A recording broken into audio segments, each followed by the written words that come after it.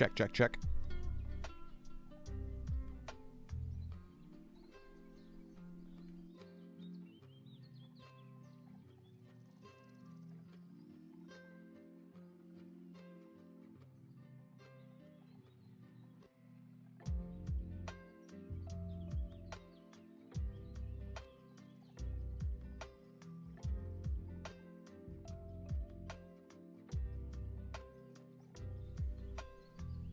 Same thing. Is that just because I'm holding it? Maybe. Check, check, check. Might just be because I'm holding the mic. Check, check, check, check, check. Check, check, check. Check, check, check, check, check. Check, check, chalk, check. Hey, what up, Marshall? I'm just making sure everything's good. Give me 2 seconds here.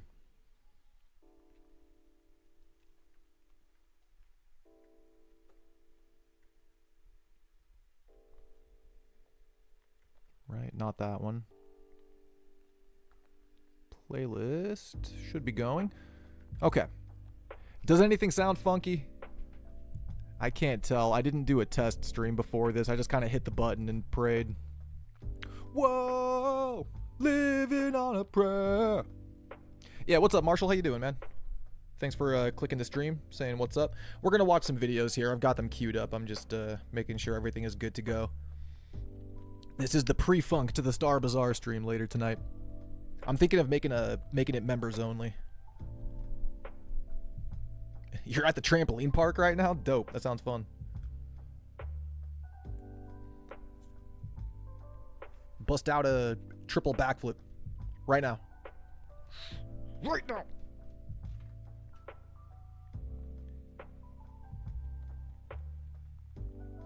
Whoa, halfway there. Whoa. Close. Yo, Daff, what's up, dude? Welcome. Welcome, welcome, welcome, yes. Alright, and 3 makes it a party. Cool. Alright, what's up, dudes? How you doing? It's Monday, man. It is Monday. Hold on. I thought I wanted to hold the microphone, and now I changed my mind. This wasn't the brilliant idea I thought it was.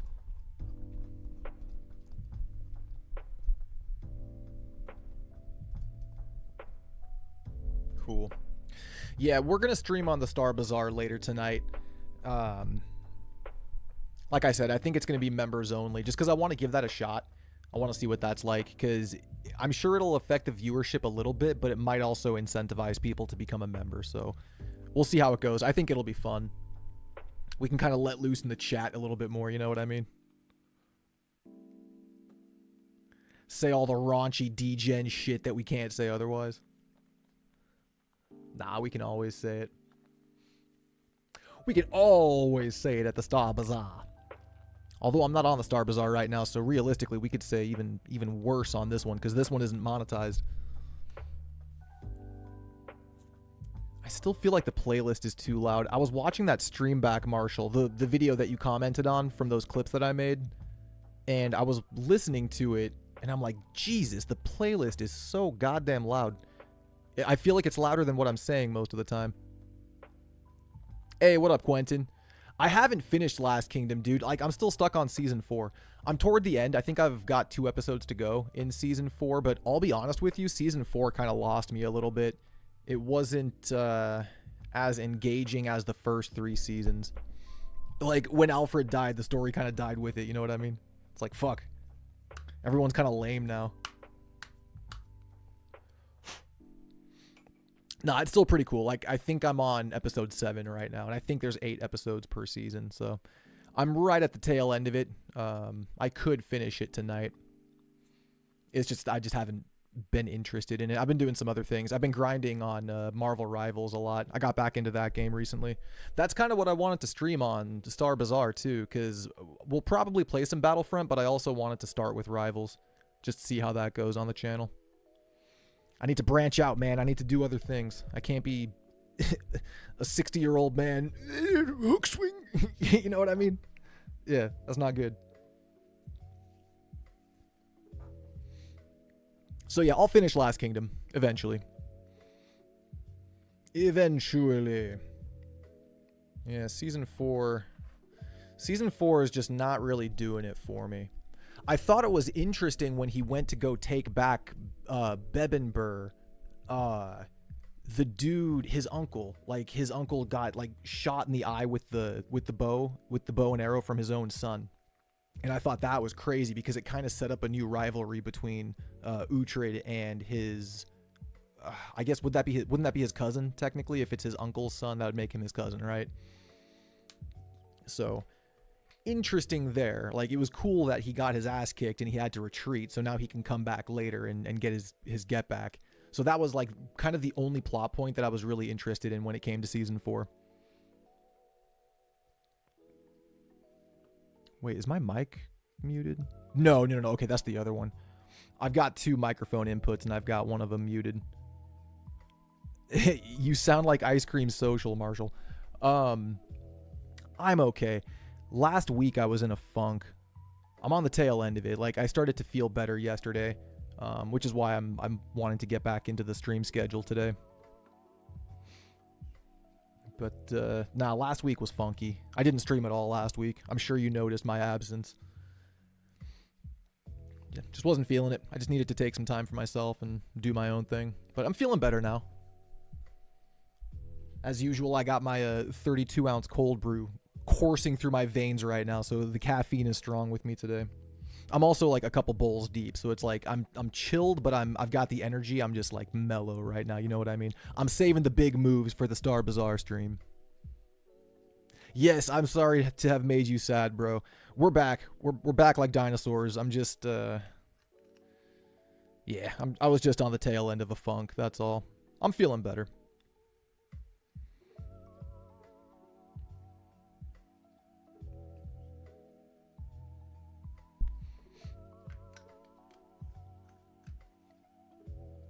My vacation with Daisy Ridley? What are you talking about, bro?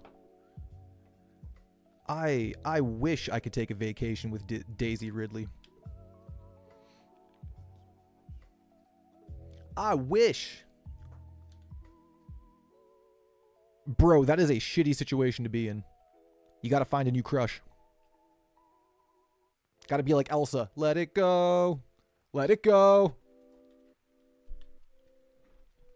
Yeah, that's bullshit, bro. I'm sorry. Nah, I didn't have a vacation with Daisy Ridley. I had a vacation with Moon Knight. I played a lot of Moon Knight in Marvel Rivals. I worked my way up to... What am I in? I'm in Diamond 3 right now. I'm trying to get to Grandmaster. There's only like 10 or 11 days left in the season, so I've kind of got to grind. But if I can get to Grandmaster 3, I'll be happy with that.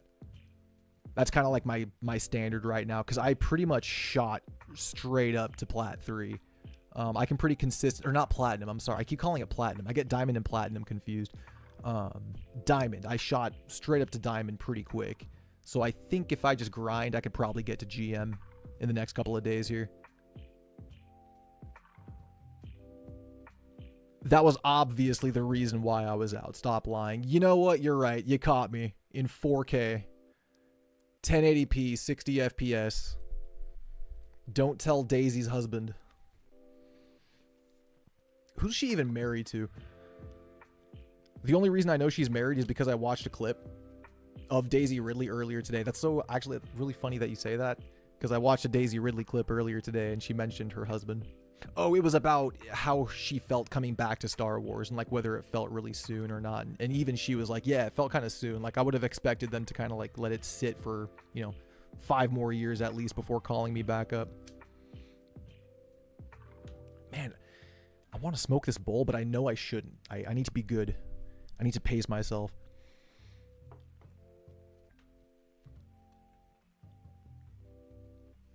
I need to pace myself. Oh, yeah. Fox, what's going on? Welcome. Willkommen. Bienvenue. Happy you're here. Yeah, this is the Star Bazaar pre-funk stream. We're just going to hang out for, like an hour or two. Maybe 3, depending on how I feel. I've got some videos queued up. We're going to watch them in just a second. Quentin is just accusing me of spending the last week with Daisy Ridley, which I'm saying I wish were true. And he's convinced it is true. And Marshall, once again, the top fan system just hates you, bro. You've commented like twice as much as Quentin, but he's got the #1 fan badge right now. Accusing me. Yeah, it definitely didn't happen. I'm saying I wish it happened. You guys wouldn't stop hearing about it ever. I'd talk about that till the day I die.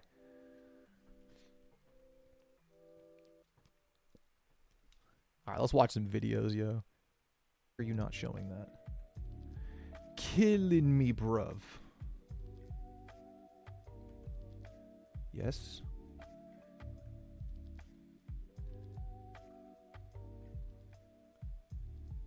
Interesting.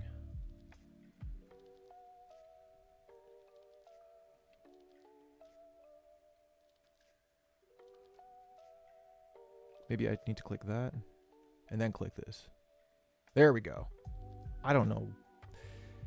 My computer is possessed by demons, chat. El demonio, el demonio. Yes, I know. I've been gone the last week, Max. I missed you guys too. I just got done telling everybody else. I was just in a funk, bro. But I'm out of it right now. I'm chilling. I'm cool. I'm kicking it. We're going to stream on the Star Bazaar later tonight. I just wanted to hang out here on this channel for a bit first. Get back into the swing of streaming. And I can probably use this as a test for TSB. Speaking of, I am this close to changing the name of the channel. I've got a name picked out. I'm about to do it because I think a rebrand is actually in order. I want to really separate myself from the Star Wars niche and kind of just be more of a variety gamer and be known as like a variety gaming channel. Star Wars is cool. It paved the way for the channel's success, but I think in order to grow, I need to move away from it. Yes, the Bazaar stream will be behind a paywall. Well, not to view it, but to comment on it, because the anybody can watch, but I'm going to have some members only mode turned on in the chat. So if you want to chit chat, you'll have to be a member. But I'm pretty sure most, if not all of you guys in here right now are. So it'll be no different. What do I have in mind for a title? Yeah. So I want to rename the channel Skill Issues. Or like the skill issues, or it's like it's a skill issue or something like that, right? Because I think that's a really, really good name for a gaming channel. And I did some research. There's a couple, more than a couple. There's actually a lot of channels called Skill Issue, but most of them are either like inactive, they haven't uploaded in years, or they're really, really, really small, like, 15 subscribers or something. So I'm pretty sure I could secure the name. And I think that'd be good to branch out and do more things besides just Star Wars games. It'll justify it too, because the Star Bazaar, like, it's a cool name, it's unique, it rhymes, it kind of rolls off the tongue, but it definitely puts like an idea of what the channel's about in the person's head, especially with all the Star branding and everything like that. I'll probably still go by Star, just as like an online moniker, but the channel itself, I'm thinking, will be called Skill Issues. Yeah, I mean, and that's what I was saying last time, is that if I want to change the name, I would have to do it yesterday, because, somebody else could blow up with that channel name and I'll be left in the dust. So I'd have to secure that, maybe secure the URL, or just the URL, because like you can make a custom URL that links to your channel. And somebody probably already has Skill Issues, just based on how many channels I saw. So yeah. Nah, I'm excited for it though. I like it. Hold up, I just saw your comment, Max. Speaking of demons, The Conjuring comes out Wednesday, and you're really excited. Is that the 4th one? I think that's the 4th Conjuring movie, right? Because, yeah, I like The Conjuring. I wasn't a huge fan of the third one. I felt like it just felt a little bit off. But I like the universe. It's kind of like the horror equivalent of the MCU, basically. It's like the first successful horror cinematic universe. I had a vacation with Ray. Now I'm putting paywalls, changing the name and the content. Gay. Dude, the content probably won't change immediately. I'll still do Battlefront stuff, but with the rebrand, I'm going to have to come full force with some different content. So I need to make it first. Like I'm still editing that the Battlefront hero roll video.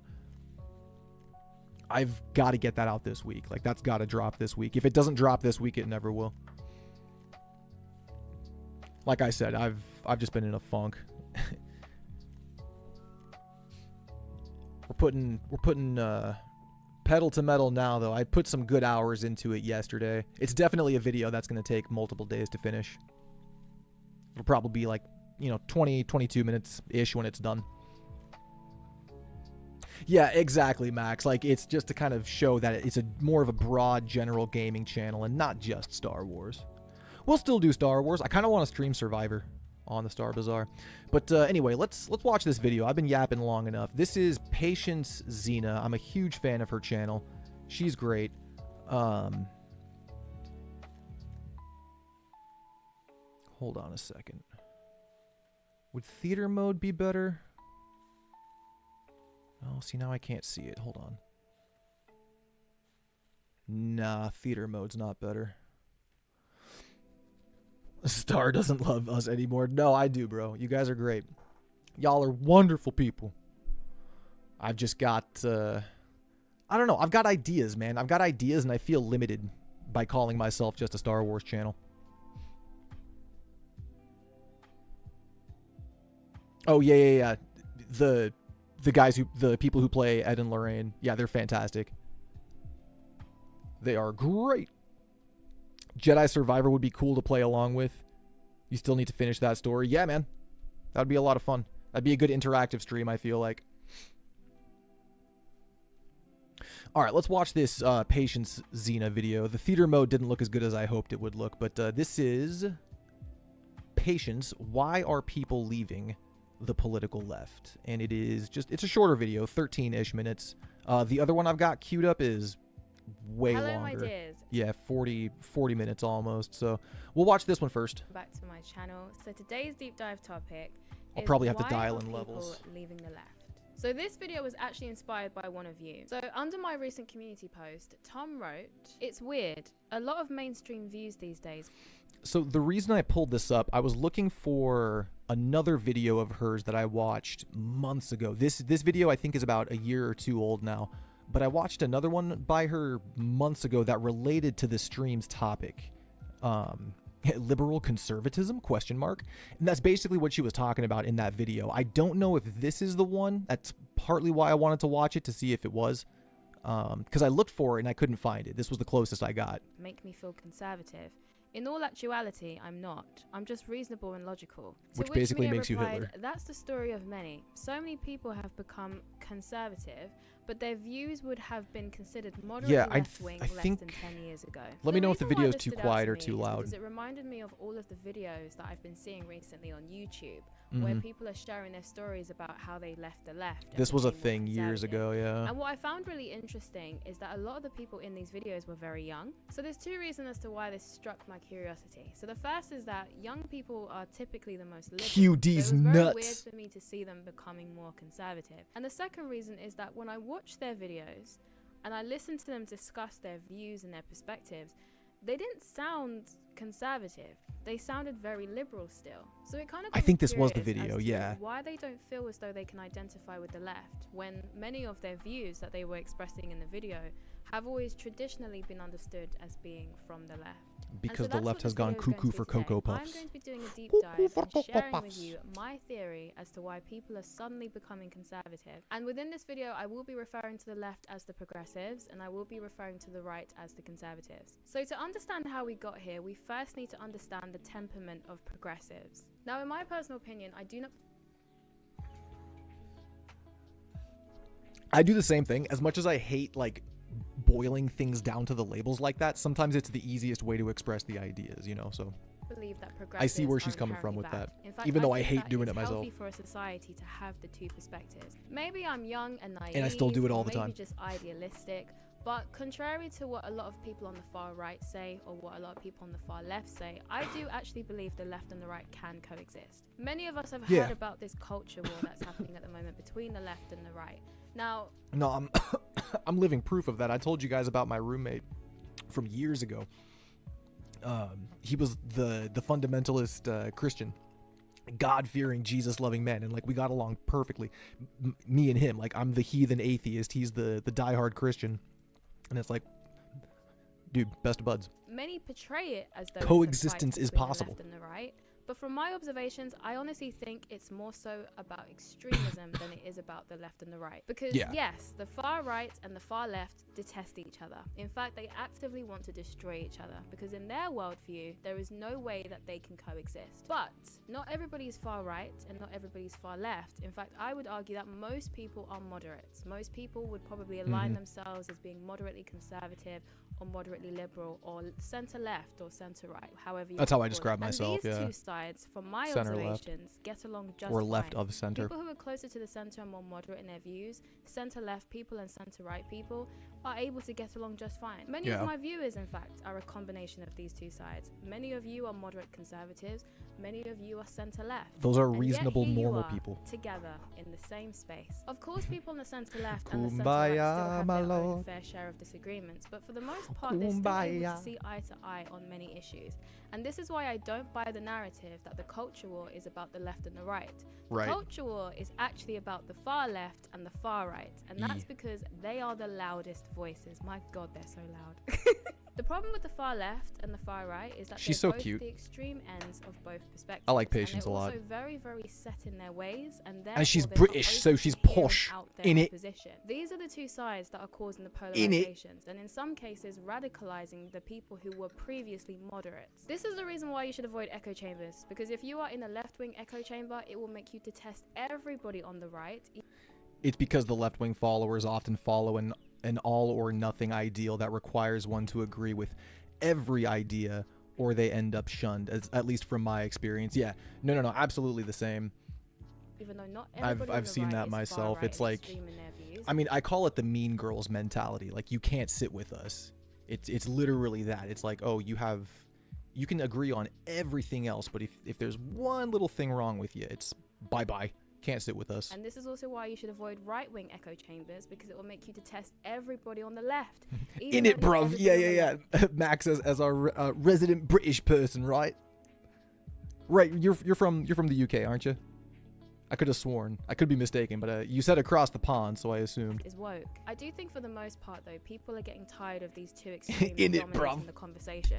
And to be honest, I think that's probably what the appeal of my channel has been. But anyway, enough of my opinion on the left and the right. Let's get back to the progressives and why some people are turning conservative. Now, as I've said before, I don't believe that the progressives are inherently bad. In fact, I do think that we have them to thank for many of the equalities that we've achieved in today's modern society. Yeah, however, 100%. Progressives do have one big key flaw, and I'm going to illustrate to you this flaw with a crappy drawing so that you can kind of get a visual idea of what I'm trying to convey. The progressives' biggest flaw is that they view progress as being linear. Beautiful. To the progressive, beautiful stick figure like this. It's an upward straight line.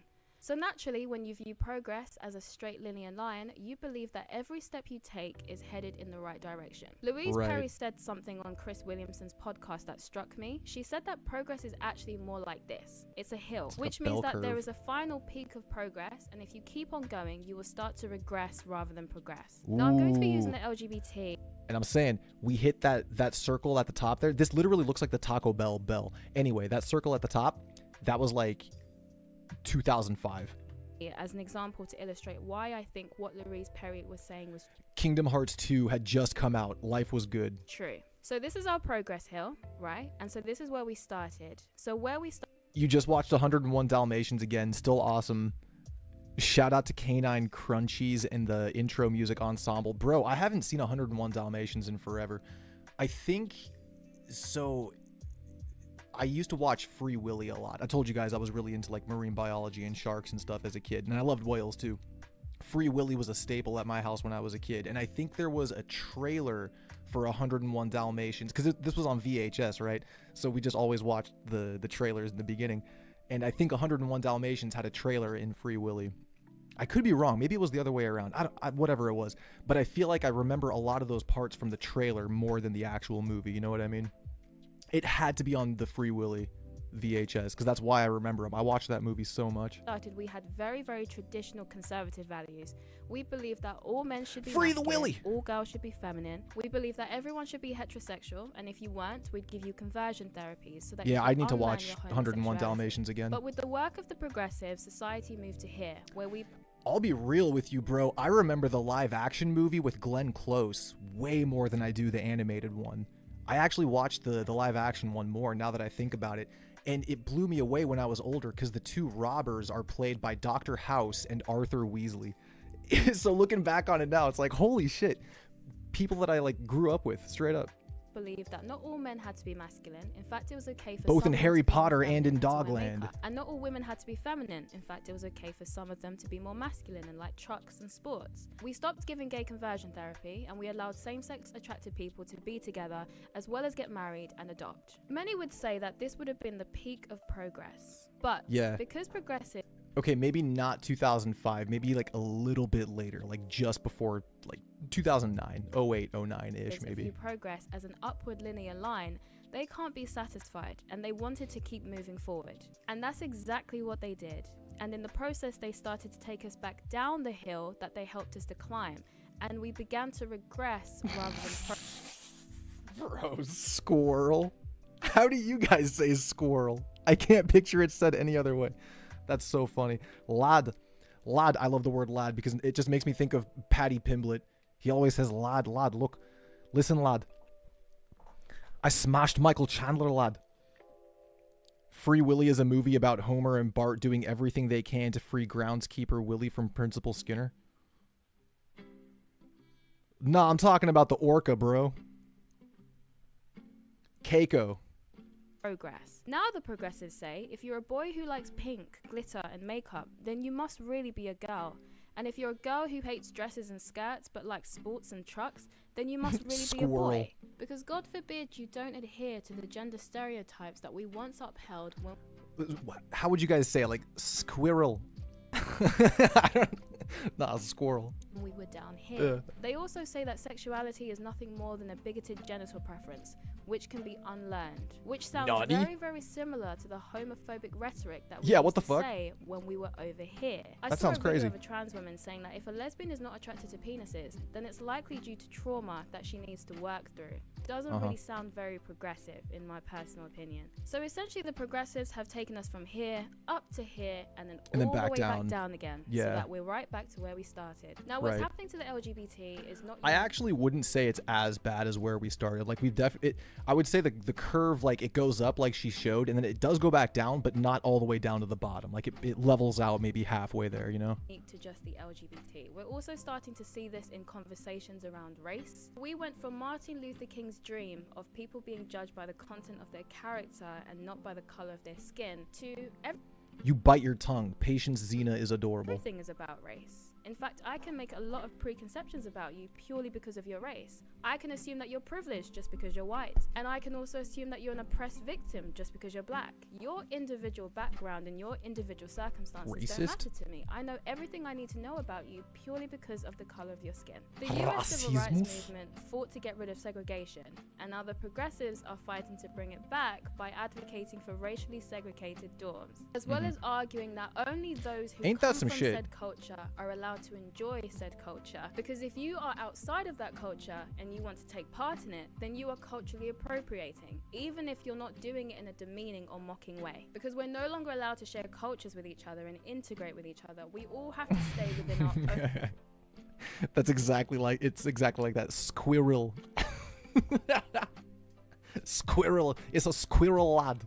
Lad is a squirrel. Own specific boxes. Now, this key flaw with progressives, their inability to be satisfied and their desire to keep on moving even when it's causing society to regress, is what I believe is leading to the rise in the modern conservative. Now, the modern conservative isn't That That's what it was. Exactly. Okay, so I actually mistitled it. It wasn't liberal conservatism. It was modern conservatism. Exactly okay. like your This was the traditional video. I was right. The okay. traditional conservative idealizes So I've definitely the seen this, past but it's been a and long time. idealizes traditional values and norms and believes that we should go back to that time. Whereas the modern conservative is slightly different because the modern conservative is a bit more liberal than your traditional conservative. The modern conservative straight up, this is me. idealizes She's the best of describing the me past right now. as well as the best of the present. So they typically have some traditional views along with some progressive views. The difference between the traditional conservative and the modern conservative, I would argue, is that they both idealize different points in history. So the traditional conservative, say, idealizes the late 1960s and how things were at that time. I've briefly touched on this idea before, and she is 100% where I got it from. The modern conservative she puts it way more eloquently than I ever could. And would like us to go back to how things were around that time. 2005, so KH2 just came out. Let's go. People suddenly identifying as conservatives. They're not identifying as conservatives in the traditional sense, but they do want to conserve and maintain society when shit was where good. It was prior to a lot of the stuff that's happening now. Exactly. So they are technically conservatives, because essentially all a conservative is someone who wants to maintain and conserve things, someone who doesn't want. It's such an interesting idea. But of course, what they want to not change is more so how society was 10 years ago. So they are both still conservatives. They're just trying to conserve different time period. There's been many speculations about why progressives seem to not know when to stop with their progress. Some argue that it's because of money, because many of these progressive organizations are government funded or funded through donations. And so when your job is to fight for equality and fix 05, Herc was negative 3 years old. What do you do when you run out of inequality or oppression? You might still swimming in your balls. Where you might have to create and find new forms of oppression. And so this is the reason why we're seeing the goalpost of what is deemed oppressive or what is deemed as prejudice constantly moving. And some of these organizations are funded by public donations. And it's kind of hard to get people to donate if you don't make them feel passionate about something. And one of the best ways to do that is to invoke either guilt or anger. It does feel as though oppression is becoming a business, and I'll probably do a whole video on that. Yeah, Many it of you is, may have 100%. seen a diagram that Elon Musk posted on his Twitter. I love this picture. Showing the difference in how the scale of what is deemed left wing and right wing has changed over time. And that is straight up the it's the most replayed part of the video, funny enough. So the phrase "I didn't leave the left left me," like straight up, this is a drawing and a diagram of that. It shows it so well. Like straight up, like this is me right here. I didn't move. This wing just grew out like a tumor. But he was showing the difference in how the scale of what is deemed left wing and right wing has changed over time. And many people related to the image that he showed. In fact, there's even a when saying you walk away. Dude, I had the feeling. I saw the first few words and I'm like, wait, is that Kingdom Hearts? Yeah, that's Kingdom Hearts. Leave the left left me. Because they feel as though the views that they have and the beliefs that they had that were traditionally left wing have now suddenly become right wing. Because the left has gone so far to the left that people no longer view some of the things that were traditionally considered liberal as liberal views. And so that is my theory as to why people are suddenly becoming conservative. It's not that they're becoming traditional conservative. They're just trying to conserve how society was before we got a little bit kooky. I do think it's also really important to not become too obsessive with these labels of left wing and right wing. 100%. Because to be honest with you, I think it is really sad that we are now living in a time where everything is viewed through the lens of politics. Left is right, up is down, in is out, black is white. Nothing makes sense anymore. Don't worry about labels, chat. Now you can't even share call yourself what you will, but don't worry about what other people call some you. Kind of political affiliation to it. Everything about I'm reminding myself. Now. People assume your political views just based on the color that you dye your hair, or whether or not you're a vegan, or the color of your skin, or your sexuality. It's very unfortunate how much politics has infiltrated every single aspect of our lives. Banks are now political. Hollywood is now political. Your friends. To be fair, Hollywood always was. Because people are now not being friends with people who have different political perspectives to them, and people won't even date someone who has different perspectives to them. And to some degree, I understand it because if you are far left, but then you got those MAGA fuckboys who are like infiltrating, like liberal spaces, and they're trying to just like sleep with the goth girls. I respect it. Far right, yeah, you guys are not gonna get along with each other. I don't know how you're gonna make that work. But generally speaking, as I said, I think moderate left and the moderate right get along fairly well. They might have some disagreements here and there, but they typically get along fine. But I do think that it's kind of sad that we are now viewing everything through the lens of politics, because it's making things not fun anymore, you know? Like, I miss the days when you could just watch a TV show or watch a film and just enjoy the storyline. That's awesome that you picked up the accent from your wife, Fox. That's like just proximity to it. It's interesting how it affects the way you speak too. Yeah. Now it feels like you're just going to be succumbed to virtue signaling. Everything has some kind of political message to convey and some kind of virtue signaling to do. The storyline itself is not very. It's like, it makes me think of DC, Daniel Cormier. He's a former heavyweight and light heavyweight fighter in the UFC. He's really good friends with the Russians, the Dagestani wrestlers like Khabib and Islam and all of them. And whenever he's hanging out with them, his English automatically like breaks. It becomes broken English, and he communicates with the Russians like, "You take me down? No way!" Like, instead of like, "You're never gonna take me down," it's hilarious. Just completely switches up the way he talks when he's around the Russians. It's hilarious. Important anymore, as long as the DC and Khabib have the best friendship. I personally am a firm believer that banks, always trying to take each other down.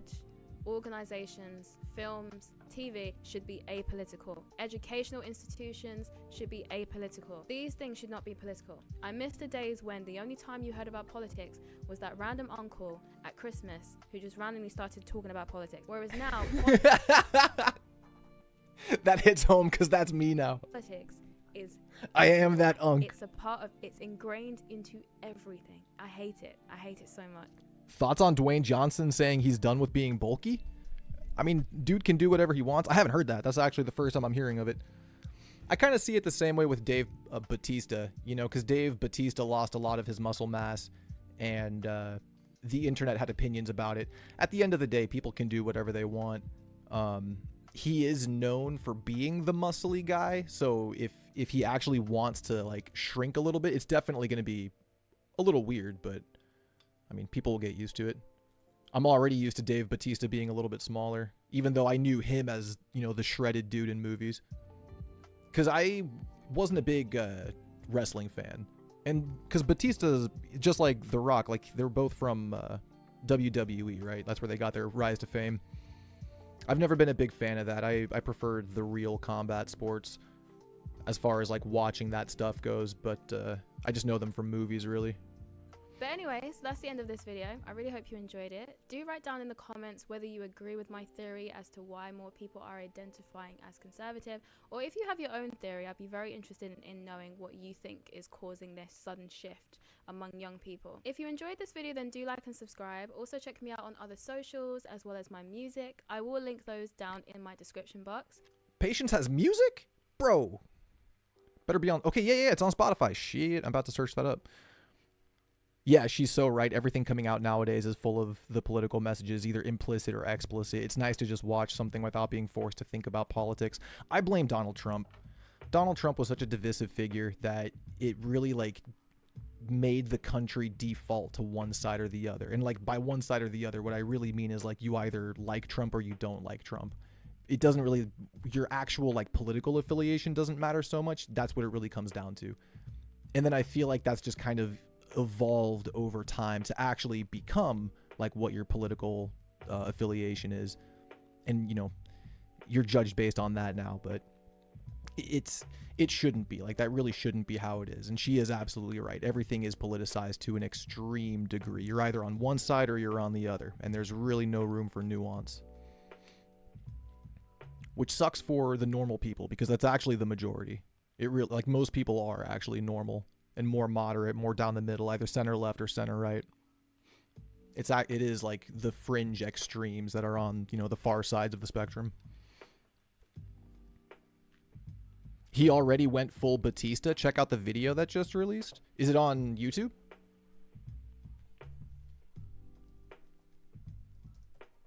Dwayne Johnson.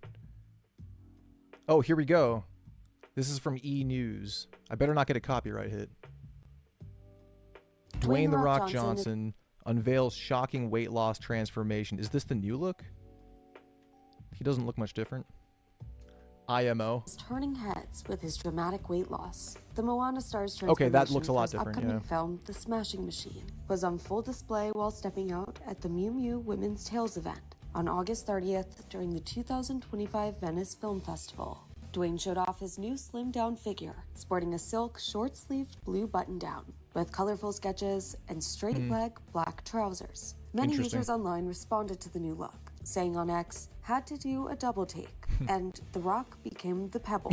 The actor portrays real-life MMA fighter Mark Kerr in the upcoming movie, starring alongside Emily Blunt. In addition to losing weight, his role included applying over a dozen prosthetics. He's playing in a new movie with these people? The Pebble. The actor portrays real-life MMA fighter Mark Kerr in the upcoming movie, starring alongside Emily Blunt. In addition to losing weight, his... Interesting. I mean, well, this guy's huge, so it's like, I don't know why he'd want to slim down if he's playing this guy, right? Like, you'd think he'd want to bulk up, if anything. Like, maybe he was too big. I don't know. I don't know how The Rock, you know, physically looks next to this guy, but this guy is clearly enormous, right?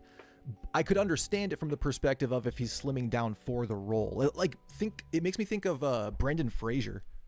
Like, dude went from stud in The Mummy, and then, like, I remember in, like, what was it, just a couple of years ago, he did a movie where he plays this, like, big obese guy, and dude actually put on that weight for the role. It was crazy. And then he later lost most of it. Like, actors will do some crazy things for the roles.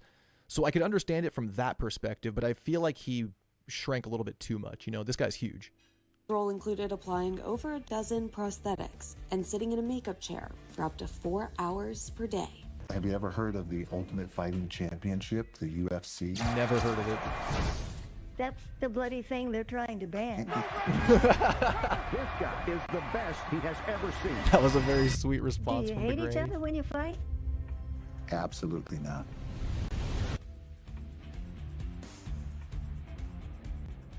Yeah, I mean, people are just going to get used to it over time.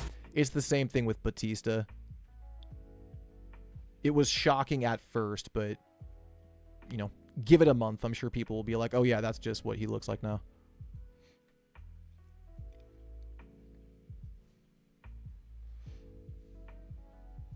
That is surprising. That's the first I'm hearing of it. Yeah, I mean, good for him, I guess. And it's not like he looks that small. To be fair, that shirt was kind of loose fitting on him, so who knows if he's like still really cut up, just less bulky, you know what I mean?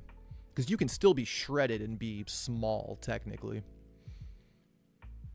Yeah. Canadian accents are really pleasant to you. Eh?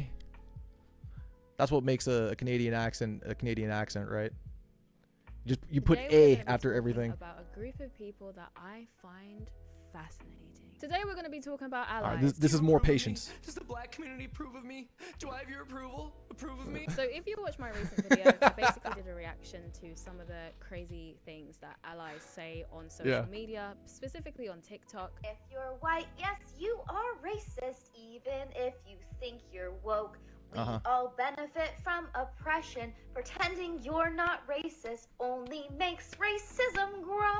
So if you What a spend great enough time song. on the internet, you may have heard some What a people wonderful say song. things like, I am an ally of insert community here. Or you may have even heard some people call out to their allies. Sometimes you'll see some videos say, I'm calling out to all the allies because they need help with something or they need extra support for a specific cause. Pride Month is almost over, which means we are tired. So allies, I'm talking to you. As you probably know, all over the country there are hundreds of bills being introduced and some that have even passed that are trying She is the hot girl, Quentin. to discriminate You're against killing the me here. LGBTQ+ community. So Are you being like genuine? Do you honestly think she's not cute? I think she's adorable. here are some ways as an ally that you can help and support the LGBTQ+ community. So for those of you who've ever wondered, what are they talking about? What is I know, this right? ally thing? Yeah, that the they self-deprecation's speak of? not lost Are on we me. at war? Well, I guess it would depend on who you ask, because I guess some people would say that we are currently in a culture war, so I guess kinda?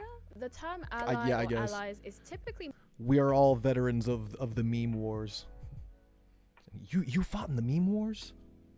most commonly used Luke, in I started the leftist meme online wars, and then I spaces. fucking I don't ended think I've them. ever heard a person in real life call themselves an ally, and I don't even know how I'd react if that was to happen, because that would be very cringy. So according to Promo, an ally is an individual who speaks out and stands up for a person or group that is targeted and discriminated against. An ally works to end oppression by supporting and advocating for people who are stigmatized, discriminated against, or treated unfairly. It's also worth mentioning that in order for you to be an ally, you typically have to be outside of the group. And there are organizations like Pillar who give you instructions on how you can be a good ally. So they got a step-by-step instruction manual? Let's go. I love reading. Center the impacted.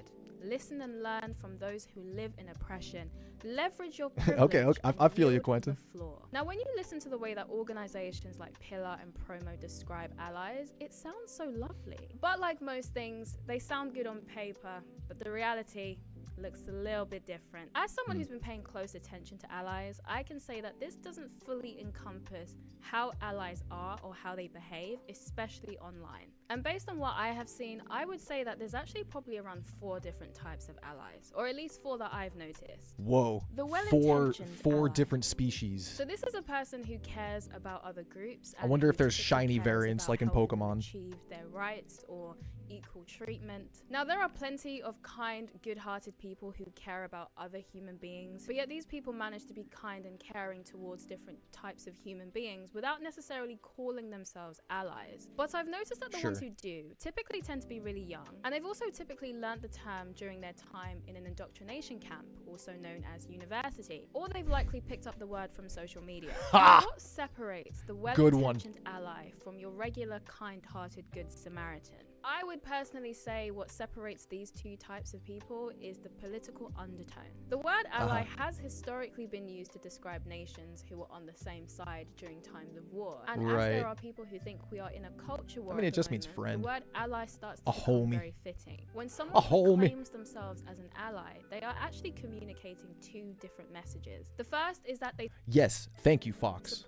You get it. Support the activist goals of the group that they are declaring themselves an ally to. And the second is that they share their political goals as well. It's a communication that they're also on the same political side. It's not a coincidence that the type of people who typically declare themselves as allies or call themselves allies 99% of the time also happen to be leftists. The well-intentioned ally is probably, in my opinion, the most common type of ally. So how they would typically show their allyship is through educating their friends and family, especially if they say things that they deem to be problematic. They may also emotionally blackmail their friends and family by threatening to never speak to them again or to cut them out of their lives if they don't change their perspective on I've had that happen. Issues. You may also see this type Not of the threat, the being actual thing. on other people's behalf. They will often repeat talking points that they've seen from social justice activists on social media, and this is typically the ally that you well. things in their bio, from pronouns to flags to BLM and you know the fist with like all the different colors. They're all about that. They may have even posted a black square on their Instagram, and they typically repost a lot of activist content to spread the word. And they may also attend protests and parades in order to show support. And as I mentioned before, I think that this is the most common type of ally. The guilt-stricken ally. Now, this ally, I would say, is probably the most interesting out of the 4 because I wonder if this is going to go up in like varying levels of intensity. It's definitely the most unique. This ally seems level to 1, only level 2, exist level in the 3, level context of 4. race. I've never seen this type of ally exist with other groups. And not only do they seem to be very specific to race, but they also seem to be way more common in the US than anywhere else in the world. And I think it's likely to do with the history. So like the well-intentioned ally, these allies do also mean well and are typically motivated by good intentions. I think this is the example, that little cartoon that she showed in the beginning. Do you approve of me? Also tend to be privileged in terms of like financially privileged. So they tend to be middle to upper class. My theory when it comes to the guilt-stricken ally is that because they do actually have privilege, because they're wealthy, it's a lot easier to convince this type of ally that they have privilege.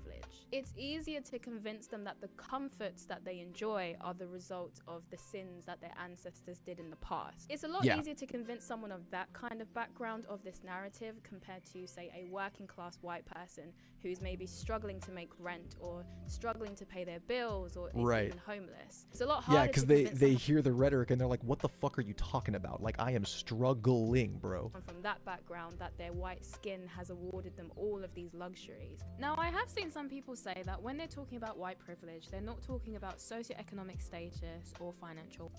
Thoughts on Wizard of Oz at the Bowl in Vegas? I have no thoughts. Didn't know it was happening. Is that like a stage production of Oz? But I find this really bizarre. I've only been to Vegas one time. Asking for things in order to it was a lot of fun. I stayed for 2 days. Overcome their lack of privilege. The type of things I was up $200 on day one, then lost it all day two. As you do. As well as diversity quotas in prestigious universities or prestigious job positions. So I guess the question is, if the type of privilege you're referring to has nothing to do with socioeconomic status and nothing to do with financial wealth, then why is it that most of the things that you request in order to overcome your lack of privilege are things that would improve someone's socioeconomic status or financial wealth? The guilt-stricken ally is motivated by the guilt that they feel for their privileged life. Historical events have essentially led them to experience something very similar to survivor's remorse. Survivor's remorse is when someone feels guilty about an event because they didn't experience a loss but someone else did. And I think understanding this also gives us some insight into why this type of ally may be.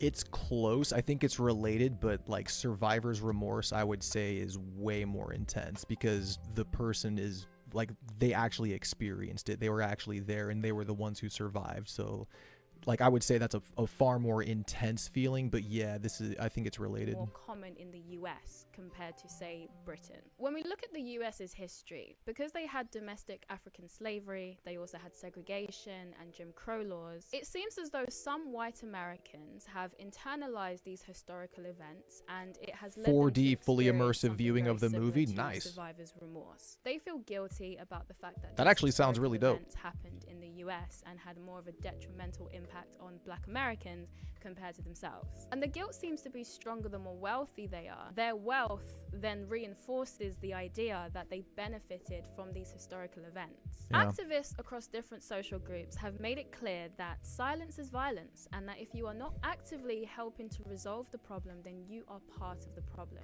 As Angela White Davis said, in a racist society, it is not enough to not be racist. We must be anti-racist. Now, what exactly does that mean? I'm not entirely sure. That's what I'm saying. Like, on one hand, I agree with that, but then on the other hand, it's like, what does that actually mean? It seems to me that this ambiguity on what a person must do to be an effective anti-racist has actually made it really easy for some activists to exploit this particular type of ally. Because the guilt-stricken ally tends to be wealthier, and they also are riddled with guilt for things that happened in the past, they tend to be more desperate to alleviate this feeling of guilt. And there are some activists who are more than happy to help them feel as though they're doing that by getting them to donate, like BLM, or to donate to GoFundMe scams. This type of ally is also way more likely to buy books on how to be less racist. They'll pay a lot of money to attend seminars on anti-racism, and they'll also happily pay stupid amounts of money to attend events like Race to Dinner. So Race to Dinner is I almost feel bad for them, you know, where well-off or wealthy white women basically come together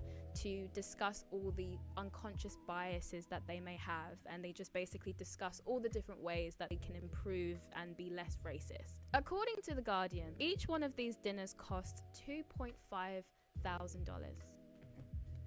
Whoa. $2,500 to sit around a table and talk about how you could be less racist. Yep. Smells like a scam. You may also see this type of ally. Smells like a scam. They will donate all of their wealth to minority charities or minority families when they pass away. You're white, obviously. What can you do to change that?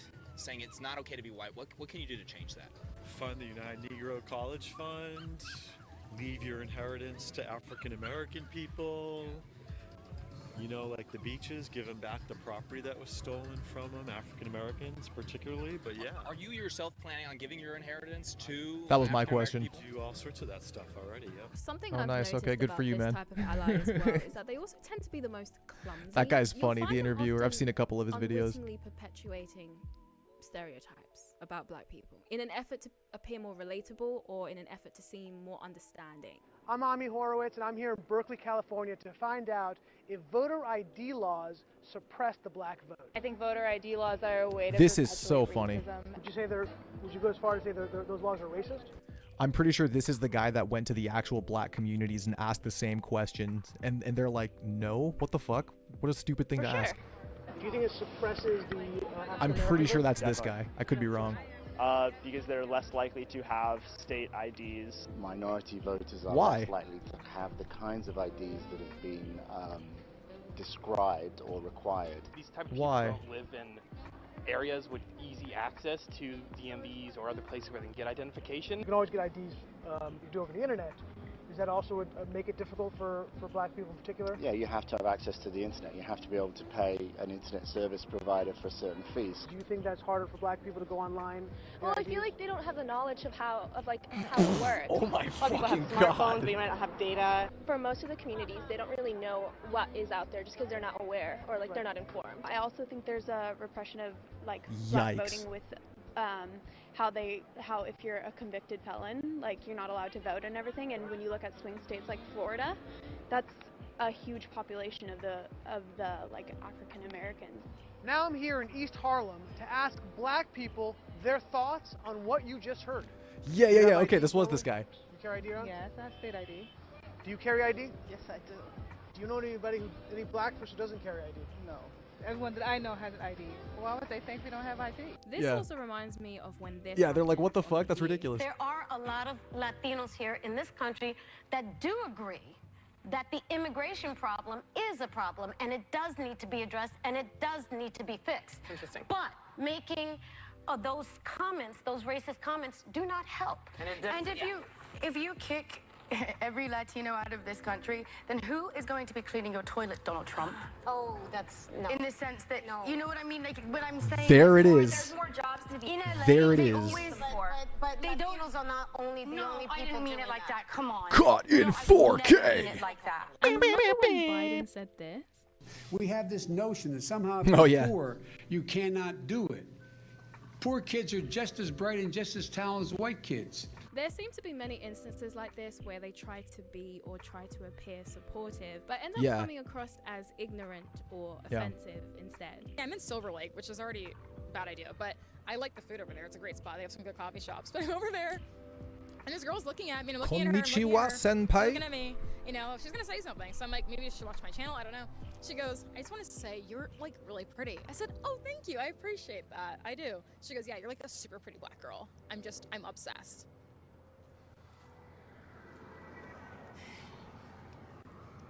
The point is that this chick said this to me, and you know what I responded with? Because I usually just kind of get uncomfortable when people say stupid stuff to me. I just kind of try to evade the situation, but I'm like, you know what? I have time. I said, what a strange thing to say. And just held eye contact. I said, what a strange thing to say. She goes, wait, why? She goes, well, statistically speaking, they love to try to talk down to me. They love to try to be like, well, technically. She goes, well, statistically speaking, people have always seen black women as unattractive as well as Asian men, according to the study that was done by Bumble. So you see how she's already coming at me from this angle of, because I feel sorry for you, because stats, because science said this. Why would you say, what person in the right mind is like, let me go up to a person and say, have you ever gone up to a woman and be like, you're pretty for a white woman, you're pretty for an Asian girl? Like, no one says that. It's just weird. But then it's like, oh, no, I'm here to help you. Honestly, that sounds like the way a middle schooler would try to flirt or something. You know what I mean? Or somebody who's just really, really socially inept. I'm like, no. That's what that sounds like. On behalf of black Americans who are actually chill and normal, and we're just minding our business, going about our day, we don't care. We don't want your help. We just want to fit in with society and just exist. Right. And we saw this kind of stuff in my last video, where Hiram saw a video of a monkey stealing a banana, and because some people commented, Wait, what? he made a connection between the monkey and black people, and then assumed that the people who were commenting were doing so to be racist. We also saw this with the school teacher who was claiming that sitting still and being respectful in a classroom is a white thing and something that's not practiced in other cultures. As bizarre as it is, it seems to be the case that the anti-racism ideology sometimes causes people to actually think in a more racist way. Yeah, Fox, honestly, you're not wrong. I think the K-pop artists saw that statistic and they're like, all right, bet, time to flip the script. And then they just went full pretty boy. And now they're like on top of the world. The narcissistic ally. Now we're starting to get into the type of allies that I have no time for. Probably the key thing to note. I knew this was going to go up in extremeness, in severity. To their narcissism than they are to any particular group that they've attached themselves to. Duke Health lists 9 traits of a narcissist, and some of them are as follows: a sense of self-importance, preoccupied with power, beauty, or success, entitled, interpersonally exploitative. May the force be with you, Max. Gain, arrogant, lack empathy, are you leaving? Must be admired. The Are you narcissist leaving, desires son? Success and praise, as well as admiration. Maybe he's already gone. What better way to accomplish that than by positioning Later, man. yourself as a righteous person who cares so much about the marginalized? Even better than that, if you can position yourself as someone who understands that you are part of the problem. Typically, you'll be met with a lot of praise and a lot of people who view you as very noble and someone with a lot of humility and someone who's caring and compassionate. You may be able to utilize this to sell books, to give speeches at seminars, to grow a social media following. Social media clout was what I was thinking of, 100%. It's a great way to get easy likes. Absolutely the authority to speak on these issues. You'll often see these types of allies either speaking for or speaking over the group that they've declared themselves. Dude, I love cartoons. And this type Animation of ally does have a says really so bad much. reputation So much for and so little. hijacking movements or allocating themselves as a voice for the movement. Whenever I see people complaining about their allies, this is definitely one of the main complaints that I see. I've seen a lot of trans people complain that a lot of the harm being done to their reputation and a lot of the demands that are being made are from activists who aren't even trans. And as I'm sure you can imagine, narcissists don't really take constructive criticism very well. When I think of the behaviors of a narcissistic ally, Robin DiAngelo springs to mind. Robin DiAngelo is the author of White Fragility and Nice Racism. I was going to say, I knew the name. I've heard that name before. Is embedded into American culture. Like many other critical I haven't read the theorists, books, but she I've heard the believes name. That the question should not be if racism Same with this played a guy, role in a Imam situation, but rather Kendi. the question should be, how did racism play a role in a situation? First of all, we're already divided by race. And focusing on race is not what did it. I would say not focusing on race, refusing to grapple with how race shapes virtually everything is what keeps us divided. And that is a very white narrative. All of those narratives function to get race off the table, close the exploration, exempt the person from any further engagement, and protect the racial hierarchy and the white position with it, which is an unequal hierarchy. The challenge people I like want this to are offer my insufferable. fellow white people is changing the question from if to how. So dominant culture asks if I'm racist, and I want to change that question to how have I been shaped by the forces of racism? How is racism manifesting in my life? Because it's a declaration. Like, it's there. It exists, and there's nothing we can fucking do about it. Like, shut the fuck up. That is not the case. That's literally, she's saying the exact opposite of what Morgan Freeman once said. I can't remember what interview. Maybe it was like a 60 Minutes interview or something like that. This was years ago. It was a video that went viral long time ago. But basically, he said the exact opposite. He said to get rid of racism, we have to stop talking about it. Stop referring to each other along racial lines, and then it will cease to be a problem. Just see one another as people. And it's as simple as that. And she is quite literally advocating for the opposite. She's saying, no, we have to view things through racial lines. Because in her mind, it's not going to get better. But what she doesn't understand is that viewing it through that lens is only making the problem worse. None of us can be, and none of us were exempt from its forces. And this is where individualism can come in. I have a particular story, but that story didn't exempt me.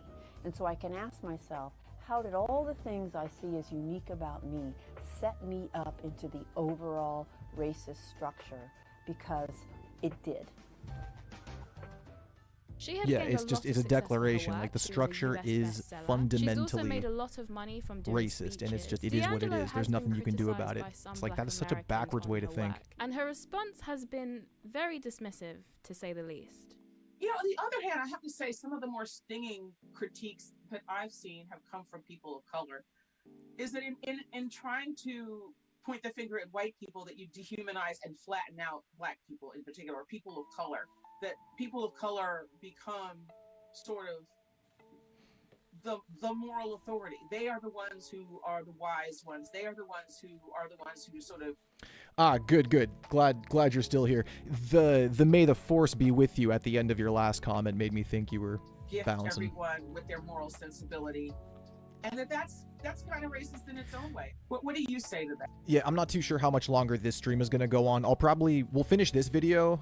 There's only about, actually it's halfway done. Yeah, there's 20 minutes left. We'll finish this video, maybe watch like a shorter one, and then I'm going to change gears and start streaming on the Star Bazaar.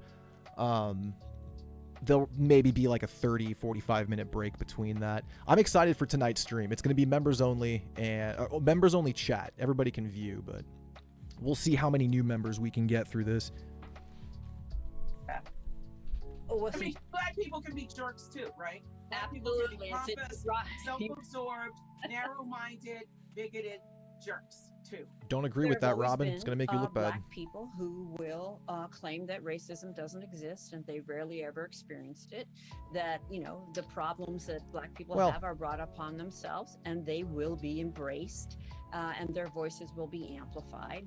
And so I don't take that as seriously as I take somebody who has a record and a commitment to anti-racism critiquing me.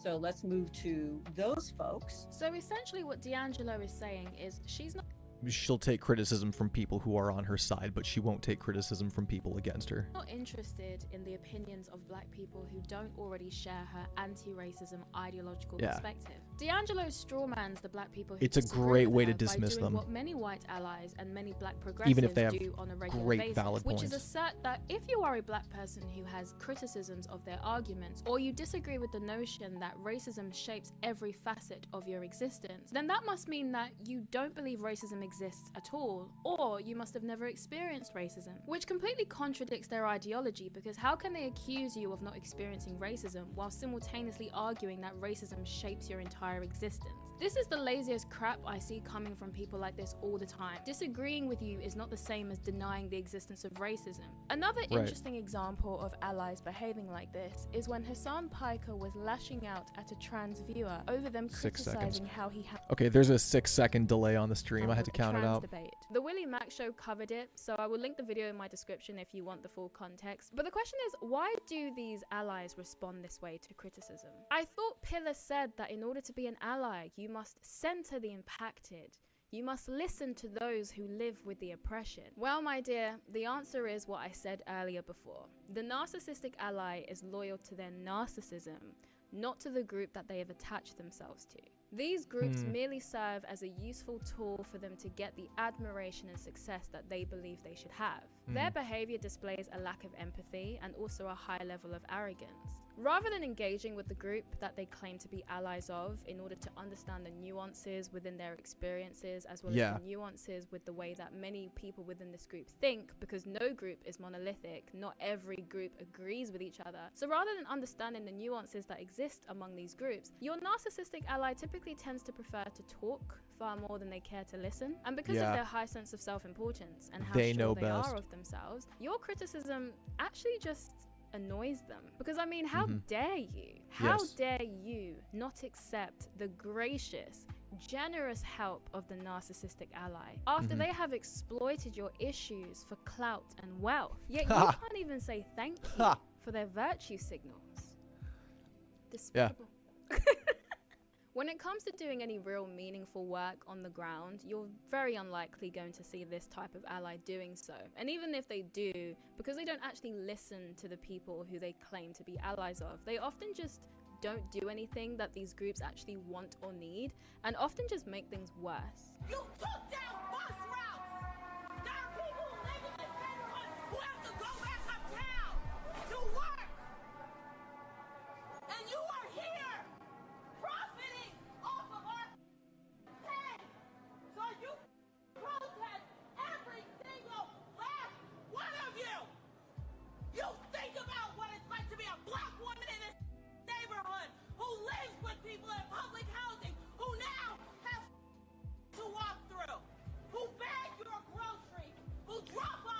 Oh, I see. This was after the riots. Okay, okay.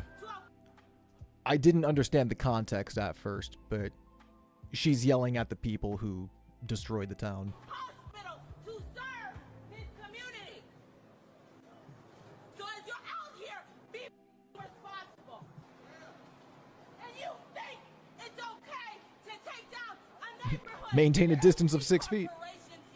Remember that? I forgot about the 6th hospital once of a broken collarbone. That was probably painful as fuck, bro. And after what seemed like hours of waiting and countless concerts from the 70s on repeat, the most handsome Asian man appeared like an angel. Dude, swooped down from the heavens to make you feel better.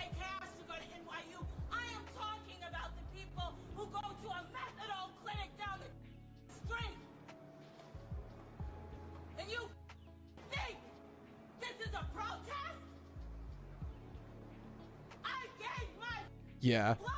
Yeah, straight up, Fox. I served this country for 10 years. So when you think about this anger and this rage, because there's a way to get answers. Every single last one of you. Which comment are you talking about, Max? Are you talking about the comments about attractive Asian dudes, or the comments about peace and people unknowingly losing themselves in the madness of this world? Chivalric virtues, no honor and respect. I'm just curious which one you're talking about. Is the stream freezing for anybody? So do me a favor for every single person out here protesting. Will it even work now? For the sake of what? So you can go back home to your comforts. Sit in your house and think that you did work today. There are people out here who work in these bodegas, who are security officers, who are maybe not descendants of slavery, but came over here as immigrants to do their jobs. And you created an unsafe environment. And I am tired of it. The political ally. Last but not least, we have the political ally. The political ally has many of the traits of the narcissistic ally, but the political ally is definitely laser focused on political gain. This is the type of ally that Malcolm X was talking about decades ago when he was warning people about white liberals. The white liberal differs from the white conservative only in one way. The liberal is more deceitful, more hypocritical than the conservative. Both want power. Dude, I've been saying the this. The white liberal is the one who has perfected the art of posing as the Negro's friend and benefactor. I say this about the political parties. In support of the Negro, the white liberal is able to use the Negro as a pawn or a weapon in this political football game that is constantly raging between the white liberals and the white conservatives. At the beginning of this video, I say that about the political parties. I've always described the Democrats and the Republicans like this. The Republicans will stab you in the front. The Democrats will stab you in the back. Either way, you're getting shivved, but with one of them, you can kind of like see it coming and you can brace yourself, and you're like, please don't stab me, and they're like, no, we're gonna stab you, and you're like, fuck, all right, let me tense up real quick. The other one is you're gonna ask it, you're not gonna stab me, right? And they're gonna whisper sweet nothings in your ear like, shh, no, don't worry, we got you, we're not gonna stab you. Right in the spine. You may remember that I mentioned that most allies typically tend to be from the left, the more progressive left, I would say. Malcolm yeah, it looked a little laggy.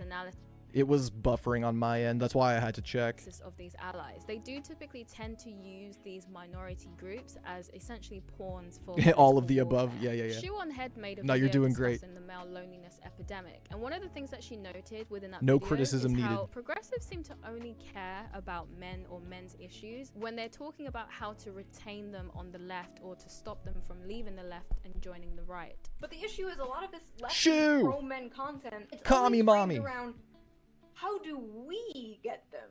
As if men are just pawns and tools for your personal politics. How do we make the left more appealing to men? How do we stop lonely men from moving to Andrew Tate? Instead of just, how do we help men? And I think that's a really big issue. Both sides seem to treat men as political fodder. Disposable soldiers in the culture war and real war. Because to the political ally, it's all about politics, not the... I mean, that's kind of like the basis of capitalism, right? It's like when you have a company, or when you have several companies, right, you can tell which one is actually in it to make good products and actually offer a good service to the people, because usually it's the one that is the most successful, because the people understand like, hey, this is good for my wallet, this is good for my life, I get value out of this, I have no problem doing business with this company, and very likely many people feel that way, so the company is going to do well, versus a company that you can just tell it's got like shitty products, it overprices them, it's got watered down alcohol, like you know what I mean, like you can just tell the difference. And the value of the individual. It's capitalism, baby. Really it's all about the money. This type of it's all about the Benjis. Kind and compassionate and sweet, to being vile and horrendous the moment they see that you don't align with them politically. Now, why would they? Now do she's that? fine. Why would male feminists become misogynistic towards some women? If anyone makes maybe you an didn't expression like her this fit at in the last camera video. At any point, it's legally okay to be sexist towards them. I'll be taking this information to heart as I move forward with this video.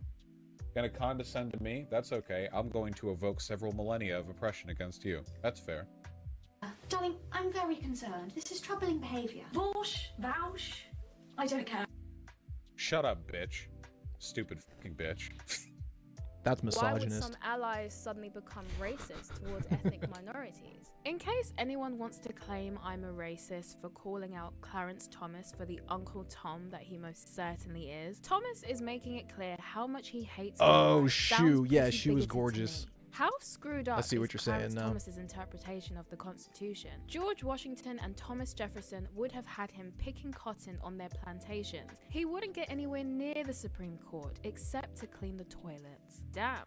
With Yikes. allies like these, who needs enemies? Yeah, now, for I real. can understand why Thomas's political views aren't very popular with progressives. That being said, call me unreasonable, but I do think it's possible for you to disagree with someone's political position without resorting to racism. So it seems to me that in the same way that male I feminists got think you. it's perfectly acceptable to be Fox was ahead of me on misogynist that if one. you don't agree with them, why allies seem to think it's perfectly acceptable to be racist if you don't agree with them. Whenever they see an ethnic minority person who is stepping out of the box that they think they should be in, they are more than happy to remind them to get back in their place.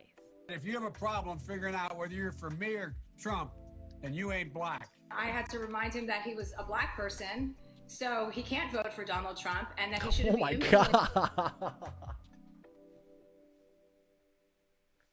Yeah, you have to listen to me, the know-it-all white person who knows what's best for you. Jesus fucking Christ. an entire swath of people who may listen to him because he's worried about his own personal pocketbook. You're attacked also in many respects because of your race, because you're not supposed to think like this and talk like this. A lot of white liberals just don't like it, do they? Well, they're the most racist people there are because, they put you in a little category, a little box. You have to think this way. How could you dare come off the plantation? From my standpoint, as a black American, as far as I'm concerned, it is a high-tech lynching for uppity blacks who in any way deign to think for themselves, to do for themselves, to have different ideas.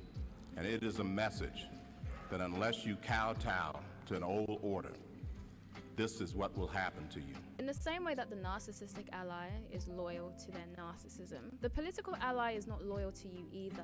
They're loyal Nah. to their political ideology. And so the moment you display that you don't share their political I guess it did kind of go up to the most extreme, and I say that only because this one doesn't seem as sinister as the narcissistic ally, but this one is probably even more sinister because it actually has influence and can actually shape the landscape. views or their political goals, even if you do fit into one of these minority groups. The narcissistic ally just tries to get likes. You know what I mean? Whereas this person actually has influence and sway. That they claim to care so much about, they will become quite hostile and vile towards you because, quite frankly, if you don't share their political views and goals, then you're kind of useless to them, so they don't really have a reason to pretend to like you. George Right. Orwell pointed out that for some socialists, they are not socialists because they love the poor. They're socialists because they hate the rich. And I think the Yeah. same can be said about some of these allies. They're not allies because they care so much about these minority groups. They're allies because they hate the conservatives. And you are a very useful tool. It's exactly what Malcolm X described. Something that some people have noticed is that if you are a woman, LGB or trans or ethnic minority person, you will typically get the most vitriol from these so-called allies or these so-called kind and compassionate progressives. In fact, I'm pretty sure they hate those of us who fit into these groups who don't subscribe to their progressive worldview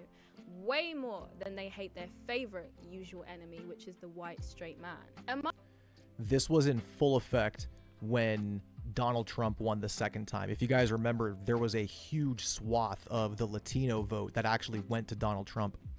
And the response to that when Trump won was like, it was vehemently like anti-Latino sentiment. It was pretty bad. Like shit saying, people saying shit like, you know, maybe deportations aren't such a bad idea. Like just shit like that, right? Like crazy stuff that they probably wouldn't say otherwise, but it was a mask off moment for sure. my speculation on why Very this fascinating is behavior. because, well, they quite frankly view you as a traitor.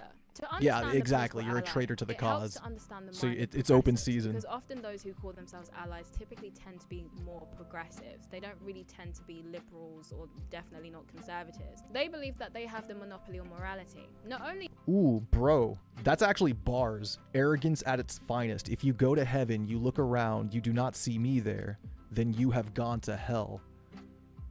Well, I would respond, bro, you're missing out on one hell of a party. that, but they've also convinced themselves that they are absolutely the only people who care. And so from their perspective, if you fit into any of those groups, then they own you. Duh. Because they believe they're the only ones who care about you. They're the only ones who care about your issues. They're the only ones who are not bigoted towards you, despite the fact that the moment you display any sign that you don't agree with them politically, all their bigotry suddenly becomes fully on show. But despite all of this, they are still very much convinced that they are the only good guys and they are the only ones who care about these groups. So naturally, when you turn your back on them and decide that actually, I don't agree with the things that you're saying, I don't share your worldview, they take that as a slap in the face, because to them, it just doesn't make sense. Surely if the progressives are the only group that truly care about you, why would you not be on their team? Well, Right.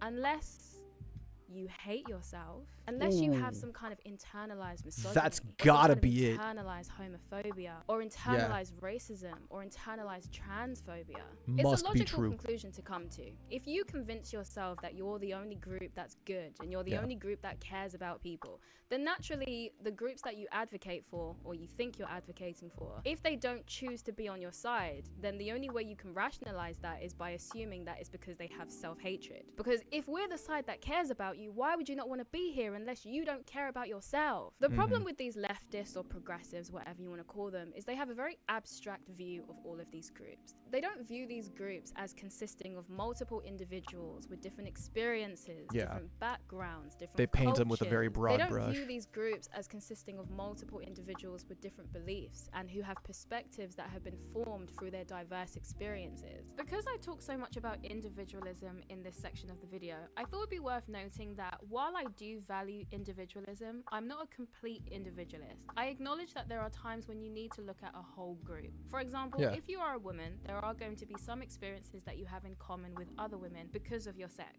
The same is true for other things like race and sexuality, etc. So there are times when focusing on the group and the patterns that exist within the group are necessary in order to make changes on a larger societal scale. However, it is possible to do that while still acknowledging and allowing members within these groups the freedom of individuality, because diversity also exists within these groups. But for my experience, I mean, it should be homogenous in the sense that they're united by a specific thing, right? Like they're a part of that group for one thing or another, but just because they're homogenous from one thing, like that doesn't automatically mean they have to subscribe to anything else. Like if it's an organization for bald dudes, right? Like if I got an invite to go to some I don't know, some convention or whatever, it's like, you know, bald dudes gather here and we'll gas up each other and feel better about not having hair. You know, the thing that unites us is being bald, nothing else. Like we could have a wide array of beliefs and opinions. The only thing that we're really therefore that brings us together is the lack of hair up here. So I feel like that gets lost in the sauce, and it's like oftentimes that mean girl attitude gets developed over time because, you know, for one reason or another. I don't really know where it begins, but it usually starts with something like that. Like there's an inclusive way to get into said group, and then over time, like, more rules get added onto it. Like, let's say in the bald dude convention, like, over time, there was like a height requirement or something, or like a weight requirement, or, you know, just something else, like something that has nothing to do with not having hair, and like that's where the issues start to pop up. Progressives often fail to do that. To them, you are just another black person, and so therefore you should think and act like this. Because you're a woman, you should have these views and you should think and act like this. Because you are gay, you should think and act and talk like this. Their inability to Buffy, Mystique, Lara Croft, yeah, Leia and Elastigirl, dude, the feminist icon that comes to my mind from my childhood is Xena, Warrior Princess. I fucking loved Xena. Funny enough, this is Patience Xena. That wasn't planned, by the way. But nah, bro, Xena, Warrior Princess was my shit. I would watch that and the live-action Hercules starring... Fuck, I'm drawing a blank on the guy's name now. David? No, not David Duchovny. That was X-Files. Anyway, nah, Xena was fantastic. Great show. That all of these groups consist in kind of the same vein as like Buffy and stuff. Yeah. Like that early to mid 90s goodness. Of multiple diverse individuals is what makes it really hard for them to grasp the concept of nuance. The idea that you could have formulated your own thoughts and opinions because of your own different experiences and the things that you've seen in the world or the things that you've learned.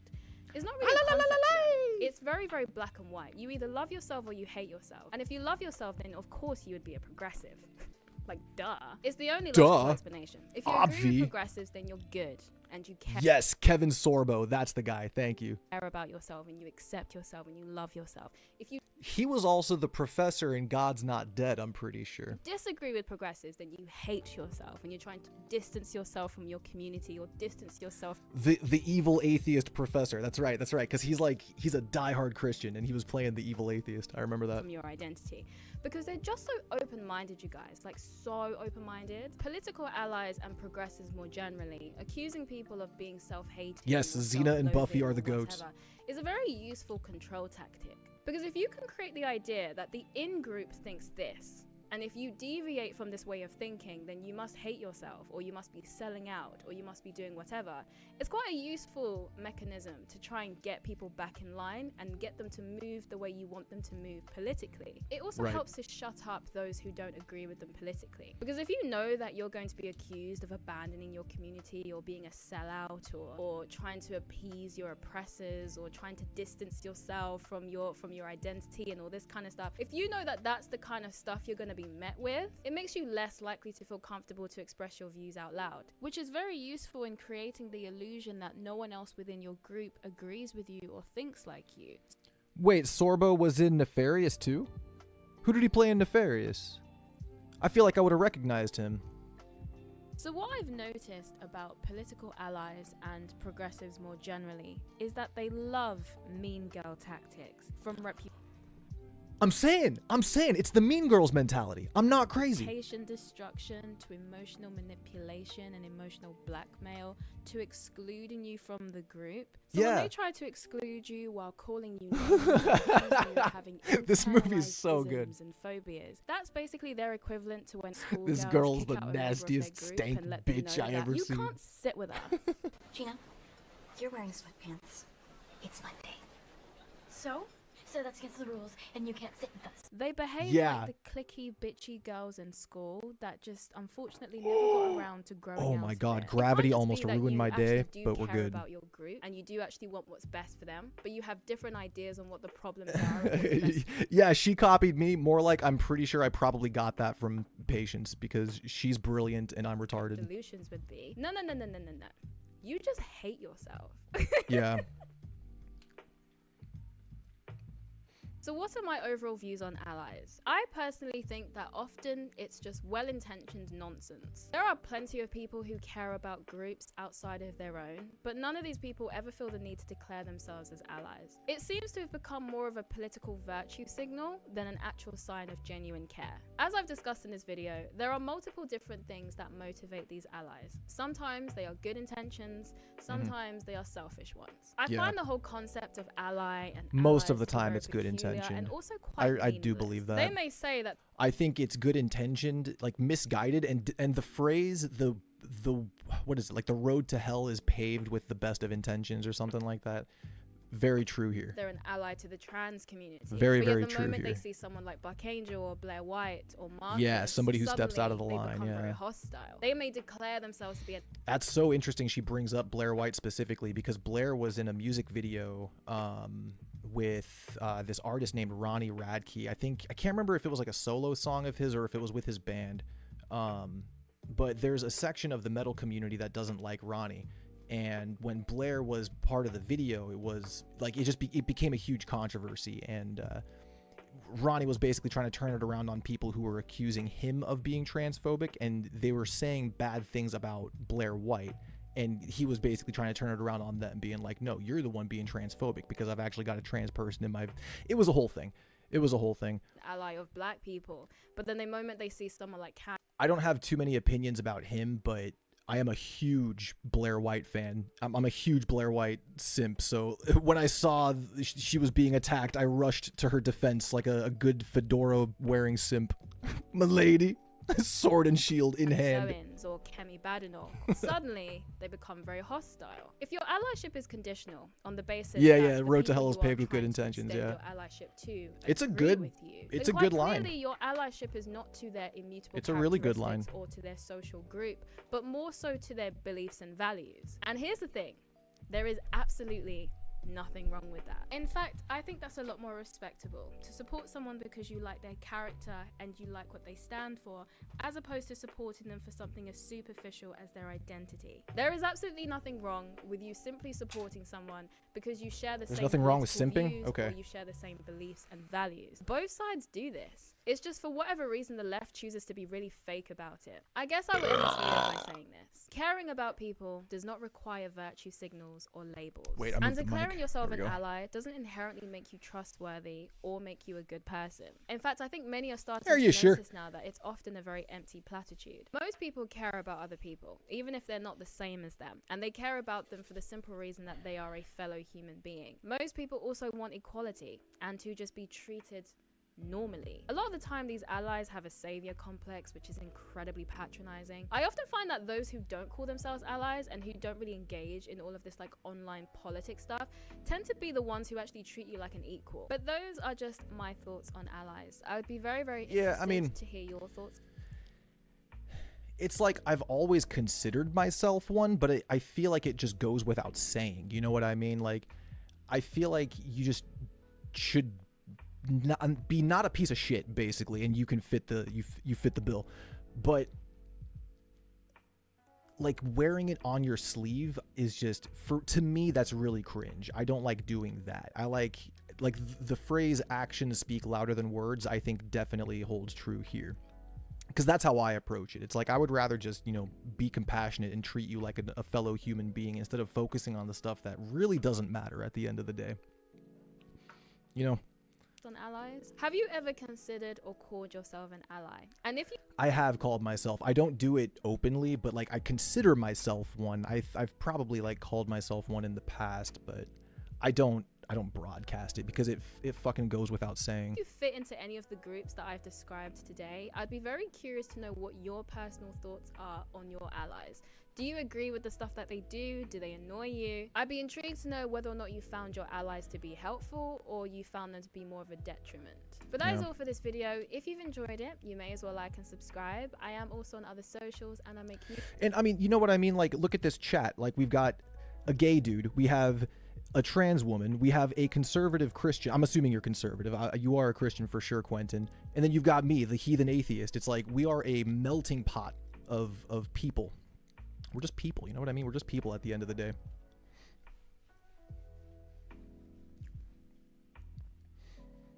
Yeah, focusing on it is bad, like I just did. I'm just merely pointing out the diversity we got in chat right now. It's cool. You know? And it goes without saying. It should anyway, but like, I don't know. I'm just of the mind that I don't like to wear it on my sleeve. I've never put pronouns in my bio. I've never put any kind of like flag or anything in my bio. To be fair, I don't spend that much time on social media. If I do, it's just to pop in, maybe make a post, and then dip out. But I feel like I don't have to. You know what I mean? And the people who look for that stuff exclusively, like it kind of rubs me the wrong way. But that's just me. I love Patience. She's wonderful. Yeah, this movie. This is the one that we were watching last time. Is that what you were talking about, Quentin? Where Kevin Sorbo's in it?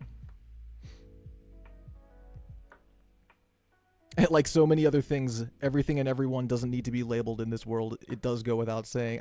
You like how I worded that. I'm just stating facts, you know what I mean? These are the facts.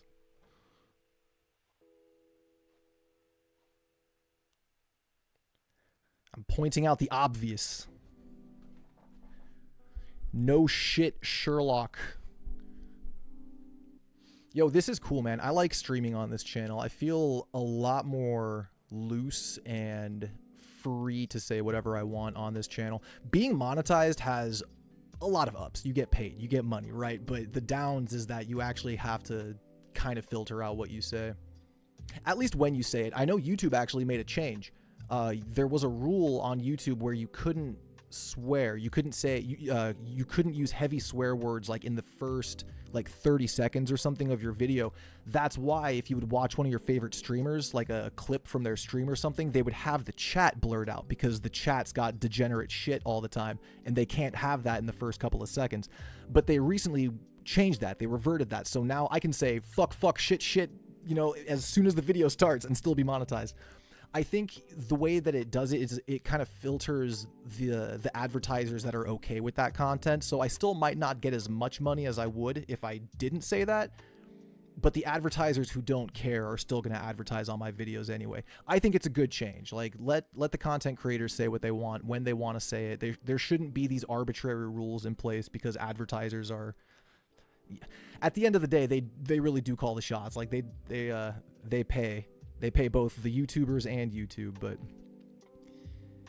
nah, I like it. I'm a fan of the change. I'm gonna start all my videos like that from now on. Fuck, shit, what's poppin', people? See how much money I get.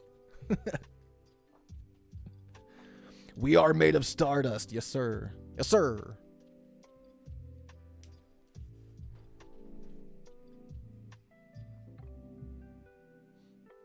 More foot on head videos. Shoe on scalp, foot on scalp, foot atop scalp. I'm actually really down for that. I love Shoe. I'll watch Shoe all day. Shoe's videos are kind of long, so this is going to make the stream run a little bit longer, but that's okay. The war on hot women. The male loser epidemic. Dude, she has the best content. I love Shoe. Is this the average male fantasy? I've seen all of these. That's the problem. So my reaction, it's not going to be authentic because I've already seen all this shit. Wait, the war on normal... Oh, that was a year ago. I've for sure seen that. Yeah, I remember that. I'm forgetting this guy's name now, like Wendigoon, I think. He got into a beef with this guy. Or vice versa. That guy got into a beef with Wendigoon, and Wendigoon's just like, the fuck did I do? Anyway... We'll watch the Sydney Sweeney one, even though I've reacted. So if you've been living under a... I've reacted to videos reacting to this, but I didn't react to the actual thing. I feel like I said that last time. Oh, the Twister Wizard of Oz video? Yeah. Wizard. Las Vegas Tornado, like Zorro's horse. I'm guessing it's this one. Wizard of Oz premiere at Las Vegas. Yeah, let's see what this looks like. Can I full screen a short? Sure can.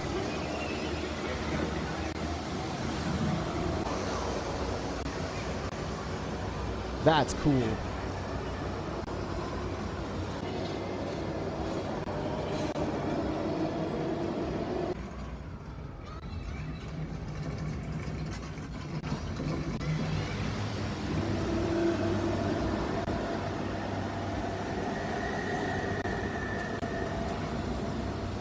Interesting. Like the screen extends up to the ceiling.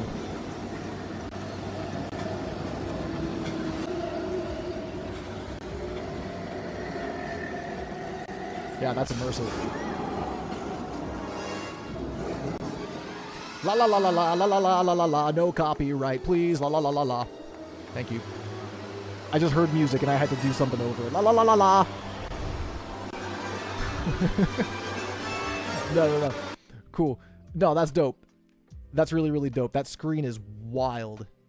Like going up to the ceiling and shit. That's crazy. I would love to watch horror movies on that screen. I think Max brought up Conjuring 4 earlier. So, if you've been living under a rock, All right, you probably we'll haven't watch heard Kami that Mami Sydney for a little Sweeney bit. was in an American Eagle commercial. Genes are passed down from parents to offspring, often determining traits like hair color, personality. Hey, Even eye dude, color. delivered right to My the genes are door? blue. That is Sydney awesome. Sweeney has great genes. Get it? Jeans? Jeans? Imagine I start all the videos like that. I actually end up making more money. That would be hilarious. I wouldn't stop. She's attractive. And she is. I can see why men like her. Fuck, She's fuck, a shit, really shit. cute What's poppin', face babes? And a nice body.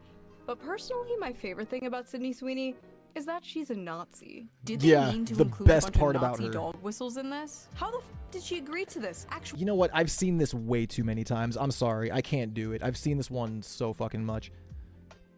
We're gonna do another one. We'll do the male loser epidemic. I feel like I've again, reacted to friends. this one on the I've been channel gone too, for but quite a bit. Hopefully nothing too crazy happened. I feel like every time I take a break, like a war breaks out or something, but thankfully that did not happen. yeah, it probably cost like $200 but a at ticket. least we found out most the real likely. Epstein files were the friends we made along the way. Welcome back to the Shoe on Head channel. If I it is watch your way first too much time Shoe. here, I've seen this too. run. I Yeah. am Shoe on Head, and on this channel, We reacted to this last time. I need to stop, bro. I need to stop watching Shoe all the time because it leaves me with nothing to react to when I'm live.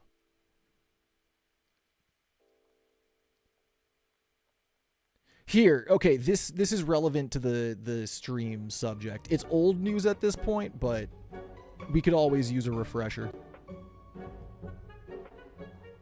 Election night in America, one of the most consequential elections in recent history.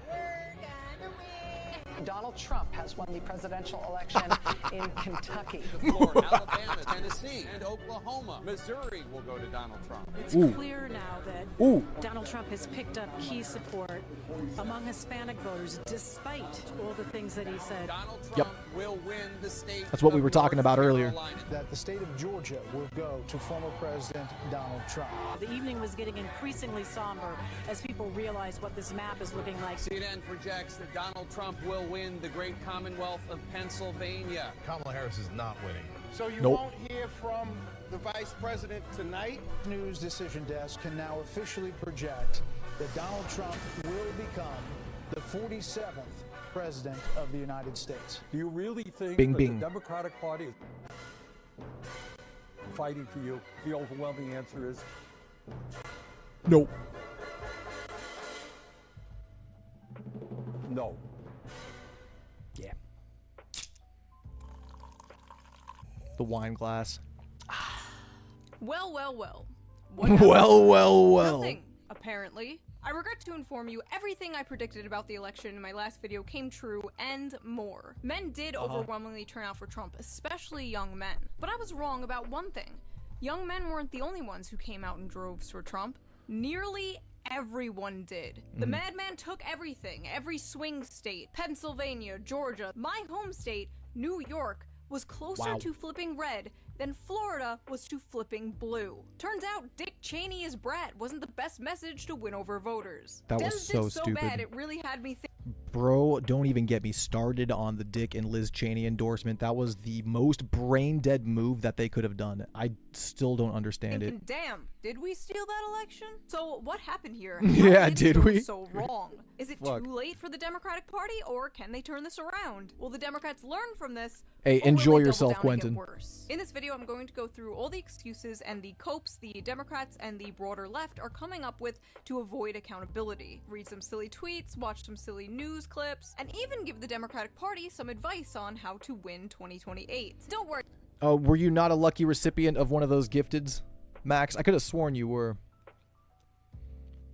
Republicans watching this, they won't in any case. That would be awesome. 2050, under the barren Trump monarchy, someone might come to their senses, but not anytime soon. If you only watched or read most mainstream liberal news, it really seemed like Kamala had this in the bag, which is why you should try to get your news from a variety of different sources. Speaking of which, that reminds here's me, our sponsor, before we dive Ground into News. This election dissection, let's give a quick shout out to today's sponsor, a sponsor I've been working with for over 4 years now, Ground News. Ground News is a website and an app that gives readers an easy and transparent way to read the news all across the political spectrum. Every story comes with a quick visual breakdown that helps you understand the full story and makes sure you're getting both sides. One of my favorite features of Ground News is the blind spot feature, which shows you what news stories have been covered by one side of the political spectrum and ignored by the other. For example, here is a story about how Bernie Sanders is open to working with Trump on capping credit card interest, and there's 23 sources on it, and 89% are right-wing.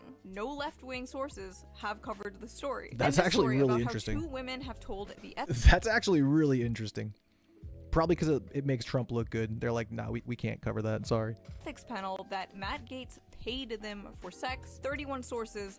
61% of them left-wing. You can even see who owns these political outlets. Ground News also makes it really easy and fun to compare headlines to see how ownership or political bias can affect the framing of a story. For example, this story about how a man was arrested after allegedly a stabbing spree in Manhattan that left 2 dead and 1 injured. This left-wing outlet says, man arrested after alleged stabbing spree in Manhattan that left 2 dead, 1 injured. This right-wing outlet says, 2 dead, 1 critically injured in Manhattan as knife-wielding maniac launches unprovoked stabbing spree. I have been using Ground News since 2021, and I am just obsessed with this app. It is a great and easy way to stay informed. Plus, it really helps me see how both sides frame the same story so differently. Best of all, for Black Friday, I am offering 50% off their Vantage plan, which is the plan I use you always to miss them, all their bro. That amazing sucks. features. This is their biggest discount of the year, so go to ground.news/shoe, use the QR code here on the screen, or use the link in the video description down below and subscribe today for $4.16 repeating per month. I personally think what they're doing That's like is Marshall very never getting the important top fan badge despite being the one who comments the most. Transparent way, and I feel like we really need that nowadays. So thank you, Ground News, for sponsoring this video, and thank you, the viewer, for not skipping the ad. Got you. Right. And now let's get back to this I don't want to get stabbed. Dissection, shall we? There's no point in saying good morning, because it certainly is not one. From blaming the American people to blaming Joe Rogan, the Democrats and the media are having a hard time coping with their loss, and I don't blame them. It was a pretty big loss. Embarrassing, quite frankly. Donald Trump overperformed in nearly every state, with basically every demographic, and the entire country seems to be shifting more red. Everyone was so sure dangerous, devious, dastardly Not even Tampon Tim could have prevented that red wave. Donald would never make his way back into the White House to steal democracy. And he did it. I came up with that. Anyway, I got a lot of comments on my last video like, wait, you're left-wing and you hate the Democrats? Yeah, man, that's a pretty common thing. If you were shocked that I'm right here, baby. Maybe that's a sign you need to take right a step here. back and evaluate some of the preconceived stereotypes you have of people. Not all of us are crazy blue-haired socialists, no. Some of us are crazy brown-haired socialists. Right. But for those of you who are I'm new not a here, socialist, hello, but Shu I am is. Shu on Head. If you ask the right wing, I am Stalin. If you ask the left wing, Yes. I am Hitler. Fiscally Basically. far left, culturally centrist, socially retarded. But if you really must put me in a box, it's not that hard to pin me down. I'm a populist. Think Huey Long if he was a 5'3" Italian New Yorker woman who still did her hair and makeup like it was 2008. Put a pin in that Huey Long name, by the way. He's gonna come Huey up later. Long, I grew up if in he the were 90s and the a scene 2000s. girl. My political awakening was jibjab.com. I fucking love those jib-jab little mini games. Change. Instead, we got the crushing of Occupy Wall Street. Making and George Bush drone dance strikes. was And from a there, favorite it pastime only got of worse. mine when I was I voted 8 for years Bernie old. in the primaries in 2016, and I watched as the Democratic Party did everything in their power to destroy this man twice. So it is safe to say I am a little biased when it comes to the Democratic Party, but I don't think I've hated them more than I do right now. The truth is, my last video was way meaner and way harsher than the final product turned out to be. When I showed the video to my assistant, he basically had an intervention with me and he was like, wait, who are you talking about, Max?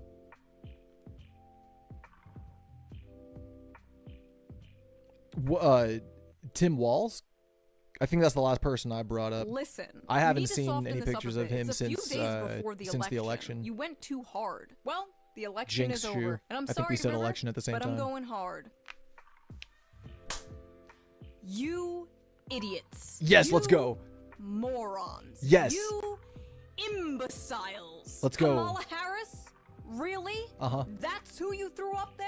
The one who dropped out before Iowa? The one who got blown the f out by Tulsi Gabbard? Why didn't you hold a primary? Moment. Aren't you the f***ing saviors of democracy? Where the f was the Oh, democracy? Trump. Oh, big congratulations to Tim There was a Walz on rumor being that the he first died. white male DEI It was hire. trending. It didn't f***ing work. The DNC completely neutered that guy, reduced him to this weird token white man. Hello, fellow men, I too play football. But hey, men weren't the only demographic you completely dropped the ball with. Trump made incredible gains with women too. Oh, and all those never Trumpers you tried to court, the people who like the old respectable GOP. You know, the old respectable GOP that led us into a pointless war that cost us trillions of dollars and millions of lives. But we're at least nice on Twitter. That GOP. Yeah, they didn't come out and vote for your ass either. So you got Liz Cheney to tag along for what? For f***ing what? You raised $1 billion and ended up $20 million in debt? Where the hell did all that money go? Maybe you should have blown it all on celebrity appearances that did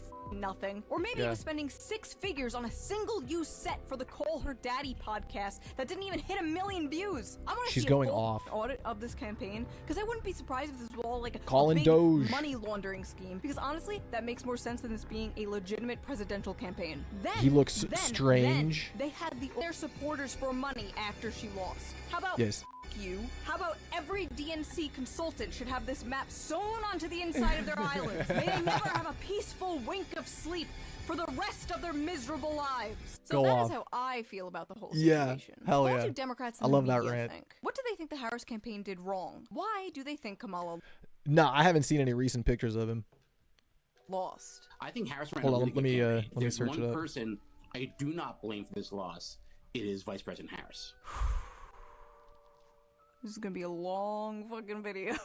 The media this morning saying Dems need to have a reckoning. No, we don't. We can't be blamed because we expected Americans to be who they always claim they are. Democrats don't have a messaging problem. America has a racism problem. Kamala ran a flawless campaign in 100 days and I refuse to let y'all gaslight me. Oh, yeah, this is all I saw. It was just a picture of, he had like a bruise on his hand or something like that. Yeah, I don't know. There's been rumors about his health circulating. In my opinion, I feel like it's a response to when the same thing was happening with Joe Biden. People were talking about, oh, he's in cognitive decline, like it's obvious. And I feel like this is an attempt at a get back, kinda. It's like, oh, well, if you're gonna say our guy is in cognitive decline, we're gonna say your guy is in declining health. You know what I mean? That's what it seems like to me. I'll believe he's dead when he stops posting on Truth Social. Leaving anything other than that. She lost because she's a woman, and a black one at that. I mean, this really was an historic, flawlessly run campaign. Listen, I'm no political analyst, but losing seems like a pretty big flaw. Truly, don't overthink it. It's because she's a woman, she's a black woman. Don't overthink it. In fact, don't think about it at all. And Kamala Harris lived up to our dreams. Don't let anyone tell you otherwise. She ran a remarkable 107-day emergency campaign full of joy and hope. Kamala Harris was the perfect candidate, and she ran... Just UFC brain. It makes me think of a fighter who steps in on short notice. You know, when one of the fighters backs out, like either because of injury or sickness or whatever, and like somebody's got to step in on 10 days notice. Like that was the Harris campaign. And a beautiful campaign of joy, empathy, and unity. Joy and empathy and unity doesn't motivate people to go to the polls. No wonder Republicans had incredible turnout and so many Democrats stayed home. This isn't Steven's universe. You just can't like joy and empathy and unity your way out of not being able to afford food for your family. CNN has a story titled, Where the Harris Campaign Went Wrong. Nope. I won't read it. Harris ran a great campaign. The story should be titled, Where the American People Went Wrong. La la la, I can't hear you. La la la la la la, I can't hear you. It's not me, it's you. La la la la. The cope is unreal here. They don't even want to listen to criticism. They really think they did absolutely nothing wrong. They only see this as a Trump win and not a Democrat failure. Kamala Harris was not a flawed candidate. America is a flawed country. This incredible tweet here is from Shannon Watts, who is on the board of Emerge America, which is an organization that, quote, shows Democratic women how to run for office. Yeah, we're never getting a female president. Joe Biden's been a phenomenal president. He's lived up to so many of the promises. We will, but they're going to be a Republican. He could fulfill being a transitional figure. He could resign the presidency in the next 30 days, make Kamala Harris the president of the United States. Whoa. It would absolve. Wow. What the f is this Make-A-Wish president shit? Like she's a little kid who wants to play pretend. Oh, just let her for a few days. What? Please tell me. We're not gonna get the first female just let her run the country. Out of it's cool. Pity. Well done, America. You failed them both. The people cannot let politicians down. That's not how this works. As a politician, you are not owed anyone's vote. You have to earn it, and evidently she didn't earn it. We already went through this in 2016. Donald Trump beat both female candidates. Donald iron sealing Trump. It's not our fault the female candidates you're putting up are dog shit. Give us. Dude, I'm all about the Sex Panther. 60% of the time, works every time. Some good female candidates and maybe people will vote for them. At this rate, the first female president is going to be a Republican. Mark my words, it's bound to happen. And if it doesn't happen, this was a joke. One of the groups that showed up overwhelmingly for Trump was Latinos. One of the major stories of the results is the significant surge in support. I'm so glad I stuck with this video instead of the other two. It's a lot more relevant to what we were talking about. Trump among Latino voters. Trump nearly erased the Democratic advantage in this group, narrowing the gap from 33 points to just 8. Democrats gonna build the wall 50 times higher after that one. We have to have a very, very uncomfortable conversation about Latino voters in this country. Me watching him deport the Latinos and the Arab Americans after they voted for him. And Cinco de Mayo. It's all coming out. Latinos that voted for Trump, I hope he mass deports you. Jesus, like I'm saying, dude, that's crazy. Legally or not, you gotta go. I know for a fact that most Latinos for Trump have undocumented family members. So if you know of a Latino who voted for Trump, I urge you to call this number and report said family members. Donald Trump's strongest soldiers. Spiteful liberals. Yeah. 97% Latino, went 75 percentage points for Donald Trump. Why? Misogyny. It's on the border. The border crisis is on their doorstep. And they were begging people to care about it for years. We need to take some less. That's what that was. Another demographic for people that overwhelmingly showed up to vote against Kamala were Muslims. In a Michigan-specific poll of 502 registered Muslim voters, Stein got 59% support, followed by Trump at 22%, and Harris with a tiny 14% of the vote. The results show significant backlash to the Biden administration's handling of. Wait a minute, in a Michigan-specific poll, 502 registered Muslim voters, Stein got 59% support. Wow, so the Muslim population was really in support of Jill Stein. I did not know that. Israel's brutal war in Gaza, which has killed at least 43,508 Palestinians, including more than 16,765 children, as well as how the Harris campaign chose to tackle the issue. So how exactly did they tackle that issue? Why, sending that old pervert freak Bill Clinton up to Michigan to talk down to Muslims about Palestine. I understand why young Palestinian and Arab Americans in Michigan think too many people have died. You do not want relations with the opposite side. But Muslims really said, we hate you more than the guy that talked about a Muslim ban. Just a side note, look at this fucking guy. It's like he hasn't had his daily dose of adrenochrome in a week. Someone get this man a fresh child stat. Muslims, Latinos, who else are we gonna blame? Adrenochrome. Now there's a conspiracy theory we could dive into. Yes, I don't know too much about it, but yeah, like allegedly it's that substance that's made out of like dead babies, and it's the thing that the elites are injecting themselves with. It's like the fountain of youth, the elixir of life. Dead infants. Often proved with young men, but he drew it's in wild. Young women too. We could dive down that rabbit hole another day because I want to wrap this stream up. 52% of all women who look like me are. Actually, a conspiracy day sounds like so much fucking fun. We'll just go full Alex Jones. stupid. Despite making abortion the #1 issue in her campaign, despite Brat Summer, despite the White Women for Harris Zoom calls, and most of all despite the Taylor Swift endorsement, Harris only managed to get +8 with women. Despite it all, many women came out to support Trump, especially... That would be a fun thing to react to, Max, the behind the scenes of the Star Wars. Yeah, no, that would actually be a lot of fun. I would love to react to that, because I would actually, I think I could play that. Maybe. Actually, maybe not, now that I think about it. I just mean, like, play it, like, show it on the screen while I react to it. But the more I think about it, I actually don't think that's true. Because that would still be copyrighted content. In any case, that would be a fun react. I agree with you. But yes, the original trilogy, specifically in Return of the Jedi, it was completely based off the Vietnam War and like the guerrilla tactics that the Viet Cong used. Like basically the Ewoks were representative of like the Viet Cong and the tactics that they used, like using the trees and stuff like that. It was a complete parallel to the Vietnam War. Gen Z women. In 2020, 30%. And then yeah, I saw Fox mentioned it earlier on, or maybe it was in that same comment. Let me see. Where was it? Oh yeah, it was based off of America during Vietnam, and then during the prequels, it was based off of it was loosely based off of the Bush administration. Young women voted for With Trump. Palpatine's rise to power and everything. 40% of young women voted for Trump. In fact, so many women voted for him that women on TikTok started wearing blue bracelets to signal to other women that they were one of the good ones who didn't vote for Trump. Swifties, I'm buying as many blue beads and blue hearts as I can, and I'm gonna make... Remember how I said I don't like wearing that kind of stuff on my sleeve? They are literally doing it. The only thing I wear on my sleeve are just regular ass bracelets. I got some weird shit. This is really, really cheap jewelry. I need to actually up my jewelry game. Bracelets. I like bracelets and rings and necklaces. I like accessories. Accessories are cool. I thought about getting a choker like Yugi Moto, but I thought that'd look kind of gay, so I wasn't sure. Bracelets, so we know who we can trust? Yeah.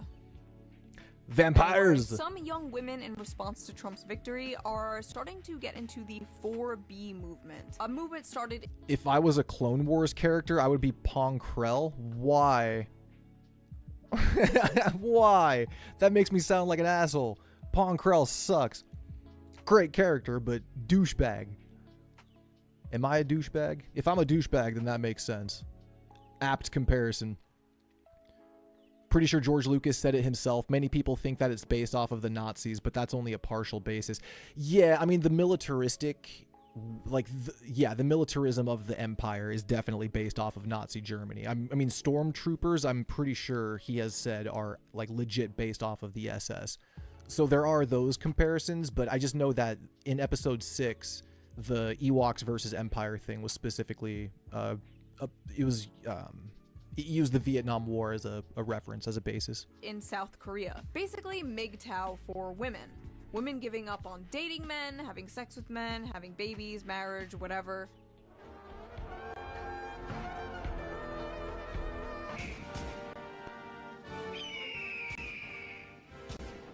We are taking coochie off the table indefinitely. Cancel all future plans with no men. more 4B coochie. is where it's at. Fuck. Use their own stupid Coochie is traditional canceled. views against them. Say that you don't want sex before marriage. Say that you are waiting for the right man. They will be seething because they are sexually dependent on women who they call sluts. See, this is the best angle. No sex before marriage. Give them what they voted for. Yeah, I can confirm. A-hole. That's why I'm gonna paywall and change the name. Aren't you? I'm pretty sure you're a member at the Star Bazaar, so you're not even gonna be getting paywalled. Conservatives won the election and women are You don't gotta threatening to worry not about it, sleep bro. around. Kind of seems like the conservatives won a little more than just the election. I might do a whole video on the 4B movement. Tell me if you're interested in that. I don't know. Anyway, young men did come out and support. You honestly don't get the trend of chokers. Sure, if it fits the goth look, but they look dangerous. I mean, that was kind of what I was going for. Like if I would do like eyeliner or something, maybe I would do it to complement it. But I was inspired by Yugi Moto from Yu-Gi-Oh! He wears a belt choker all the time. I was just curious. I was wondering what it would look like, but I opted not to. Trump, and apparently for the reasons I and many others predicted. We asked young... I've considered trying eyeliner. I kind of like that dark look. Like it wouldn't be heavy eyeliner, obviously. Like maybe just like a light coating. just to see. Young men why they voted for Donald Trump. Here's what they said. Nick Sumners, It would be 21-year-old definitely more cosmetic like car leaning repairman towards from that Virginia, goth scene says look he is for sure. pro-choice. But when he voted in the 2024 presidential election, he did so for Donald Trump. Despite his personal beliefs, he says that Trump Every time you see a choker, you just think they're kinky people. Yeah. There's that too. talks about 100%. the American people in a way that resonates with him, without, in his opinion, faulting him for his gender and sexual orientation. There is that I'm a too. straight white man, and I feel like we take the blame for a lot of things. Of course there are bad guys, he adds, insisting that he's not one of them just because he voted for Trump. But what appealed to him about Donald Trump was that his campaign was not coming after us. He was highlighting the American people, which we are. It doesn't matter what color you are, what you may identify as. Since I wasn't excluded, I resonated with it. When you tell a young white guy, hey, you're an oppressor, and because you're white, you have privileges that your black and Hispanic peers didn't have, and you're inherently at fault, or you're guilty for that, which is what a lot of the left wings or Democrats are saying. We're not racist, we're not misogynistic, we're just normal people, and we are friends with everyone. We're tired of hearing a lot of this BS W. from a lot on Quentin. the far left. I feel like there's this cultural frustration He's- that young men he's spreading have that the they're not news. allowed to be young men. He's trying to sabotage my stream because it's going to be members only. That's what I'm interpreting it as. I hope the male loneliness epidemic eats you MAGA scum alive. I hope Yeah, you me feel too. a hole in your soul and feel unloved until your dying day. I hope Yeah. you rot in your deathbed, wondering why women looked at you like you had rabies your whole life as your eyes closed for the last time. Unfortunately, Yikes. the all men suck branding just isn't good for getting men to ally with you. Oh no, it can't be. Is that the consequences of my own actions? Yes, the reasonable and rational men know you aren't talking about them, but maybe it's time to realize that most men aren't reasonable and rational. How do you speak to young men when they're literally Nazis? Why are Gen Z males the f***ing Hitler youth? How do we get young men to get on board with the Young Men Eat Shit and Die movement? Hear me out. Maybe not calling them Hitler youth? After the election, Yeah, that might help. Subscribed to uploaded a video called "How the Right is Winning Young Men," and I was excited to see his take. But then it comes time to talk about men's issues, and this is how he did it. But This is the part very where I wanna fascinating. I've enter seen this. The male loneliness epidemic. It's just telling of the We're all mindset. tired of hearing. The entire idea of the male loneliness epidemic is it's this idea that really centers men and men's feelings. The premise is of quite a flawed premise to begin with. I agree. I also, I have such mixed feelings about this. I do. Unpopular though it is on the left. Because to, you're a dude. Give grace to the male loneliness epidemic. Deep down, he understands. He understands exactly what the problem is, but he can't say that because his side will crucify him if he does. I have mixed feelings about it. I'm picking my words carefully so the leftists Yeah. don't murder me. Like, Exactly. don't rake me over the coals for this. But Straight I up. think that I No, just say understand as much as I can understand a heterosexual man. Yeah, I think we found the answer to the video title. Exactly. I have to pick my words carefully so my own movement doesn't attack me for caring about men's issues. You see the issue? If you can't talk about this without having to walk on eggshells in fear of your own allies ripping your head off, maybe that is part of the reason men are moving right. Also, I feel like It's this is 100% really important the to say. reason. I don't think all these 100%. men are moving right. Yeah, I you think dress like just Mike a lot of Shinoda. them hate Respect. the Democratic Party and feel alienated from the left. So what was the overwhelming takeaway from the Democrats? I want to dress like Captain Jack Sparrow. That's why I have, because like straight up, if you watch Pirates, he's got like 2 rings on each finger, like a bunch of bracelets and like necklaces and shit. Like the dude is dripped out. And the left to actually start listening to men? No, of course not. And hey, even Instead, Captain the Jack solution wears some once eyeliner, again know what I mean? seems to be we need a liberal Joe Rogan. We need a liberal Joe Rogan ASAP. We need a left-wing Rogan. Democrats are going to keep losing until they have their His own name Joe is Joe Rogan, their Rogan. own Elon Musk, until they create their own alternative to Fox News. People saying Harris should have done Joe Rogan are missing the point. That wouldn't have helped her. Liberals need to build it their would've. own Joe Rogan. Oh my It god, 100% we need a would've. liberal Joe Rogan. Yeah. Actually, you know what? I say that, but now that I think about it, maybe it wouldn't have. Maybe it wouldn't have, because it would have been a mask-off moment. It would have been unscripted. So she wouldn't have been able to fall back on pre-prepared answers unless, you know, she happened to have been asked something that roughly aligned with the response. But I think, yeah, now that I say that, I think it actually would have been way more detrimental. It was probably a good thing she didn't go on Joe Rogan, because I think her numbers would have been even worse if she did. Had a liberal Joe Rogan.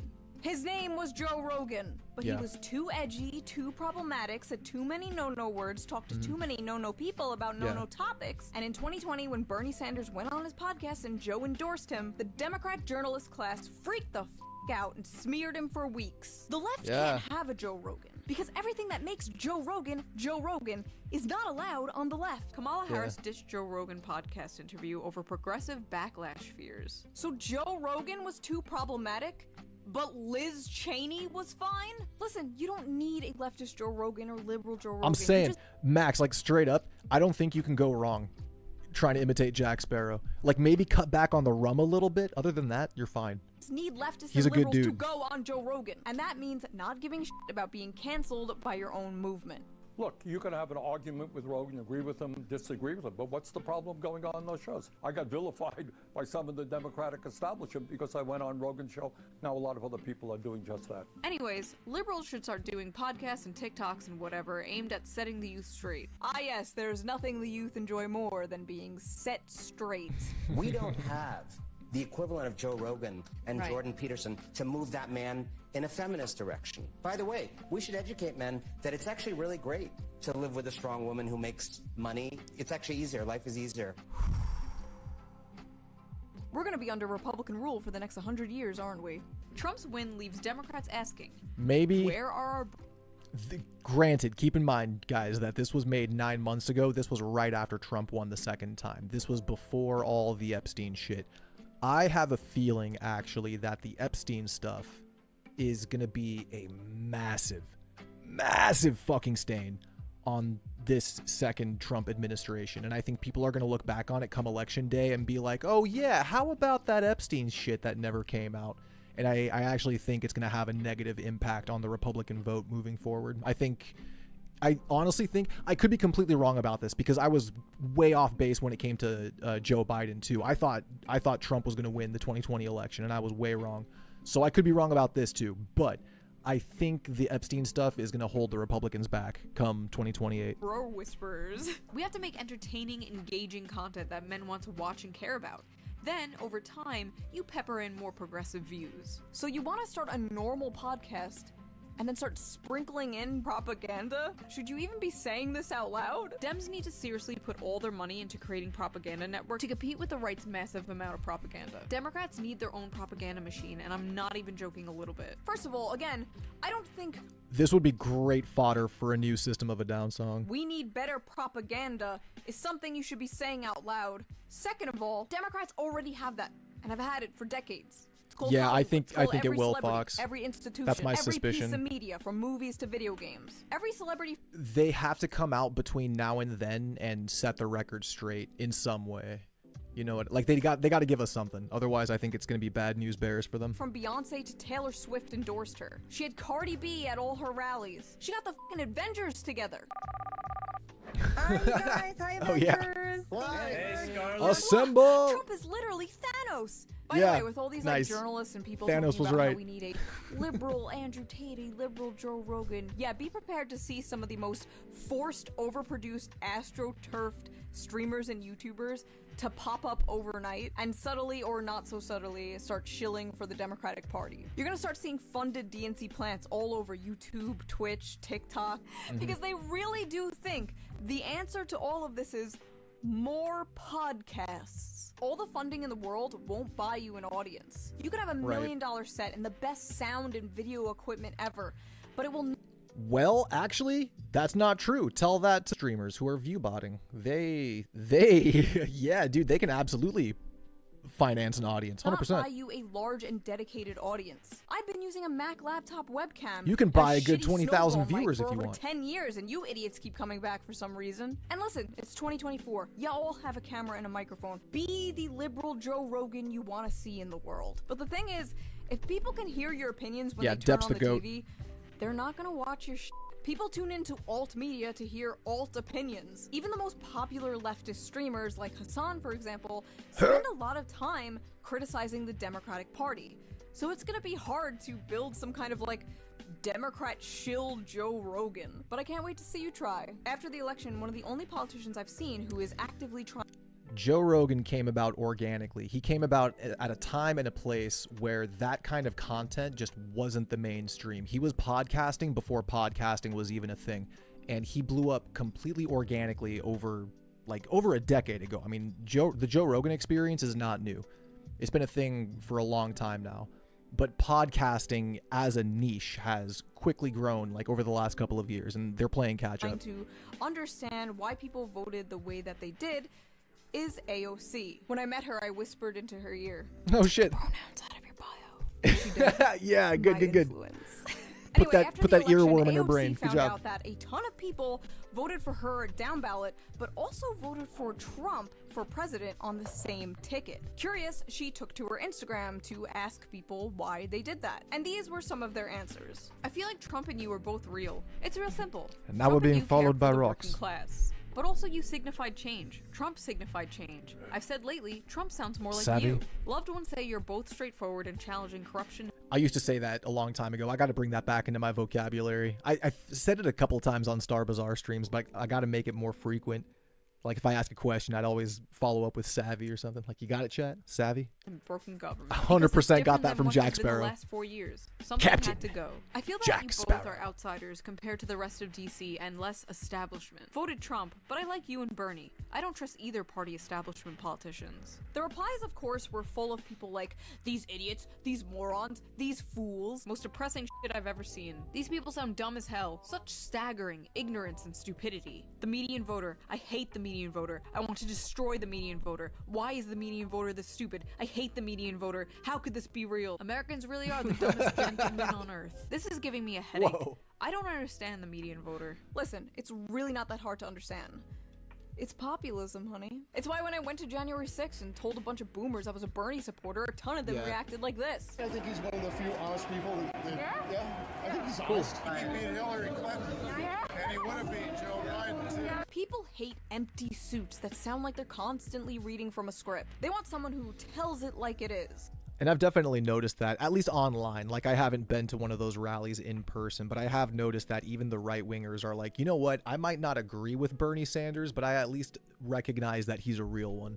Someone who fights for the everyman, or at least sounds like they do. How are you feeling about Trump's upcoming presidency, Trump 2? I voted for him. Oh, you like AOC? Yeah. Did you vote for her? Yeah. Remember one thing about why people voted for Trump. They want change. The average American voter despises the establishment and will vote for anyone who promises to destroy it. And the fact that none of you understand this is a big reason why you lost and will continue to lose until you do understand it. Capiche? The beatings I don't think they're will ever going continue to. until the populism improves. How could people have voted for this felon? How could they vote for Trump, especially after January 6th, where he led a bunch of his supporters to destroy that beautiful shining beacon of hope? Well, first of all, you have to understand that that's not a shining beacon of hope to most people. That is a dirty, disgusting brothel that sold out the future of their children and will probably send them into the next world war. After all the indictments, the mugshots, the committees, the documentaries, people clearly don't care about January 6th. And that might... Yeah, I'm gonna be real with you. I didn't. When it was happening, or like in the aftermath of it, it was all anybody could ever talk about. Even back then, I was just like, yeah, it sucks. It shouldn't have happened, but I really don't give too much of a fuck. I'll be real with you. You always quote Barbosa, dude. He's a good one to quote too. I like his take on the pirate code. Well, you see, the code is more like guidelines than actual rules. Like, yeah. Scare some people, but the truth is, a politician that promises Barbosa's the goat, and dude. affordable food.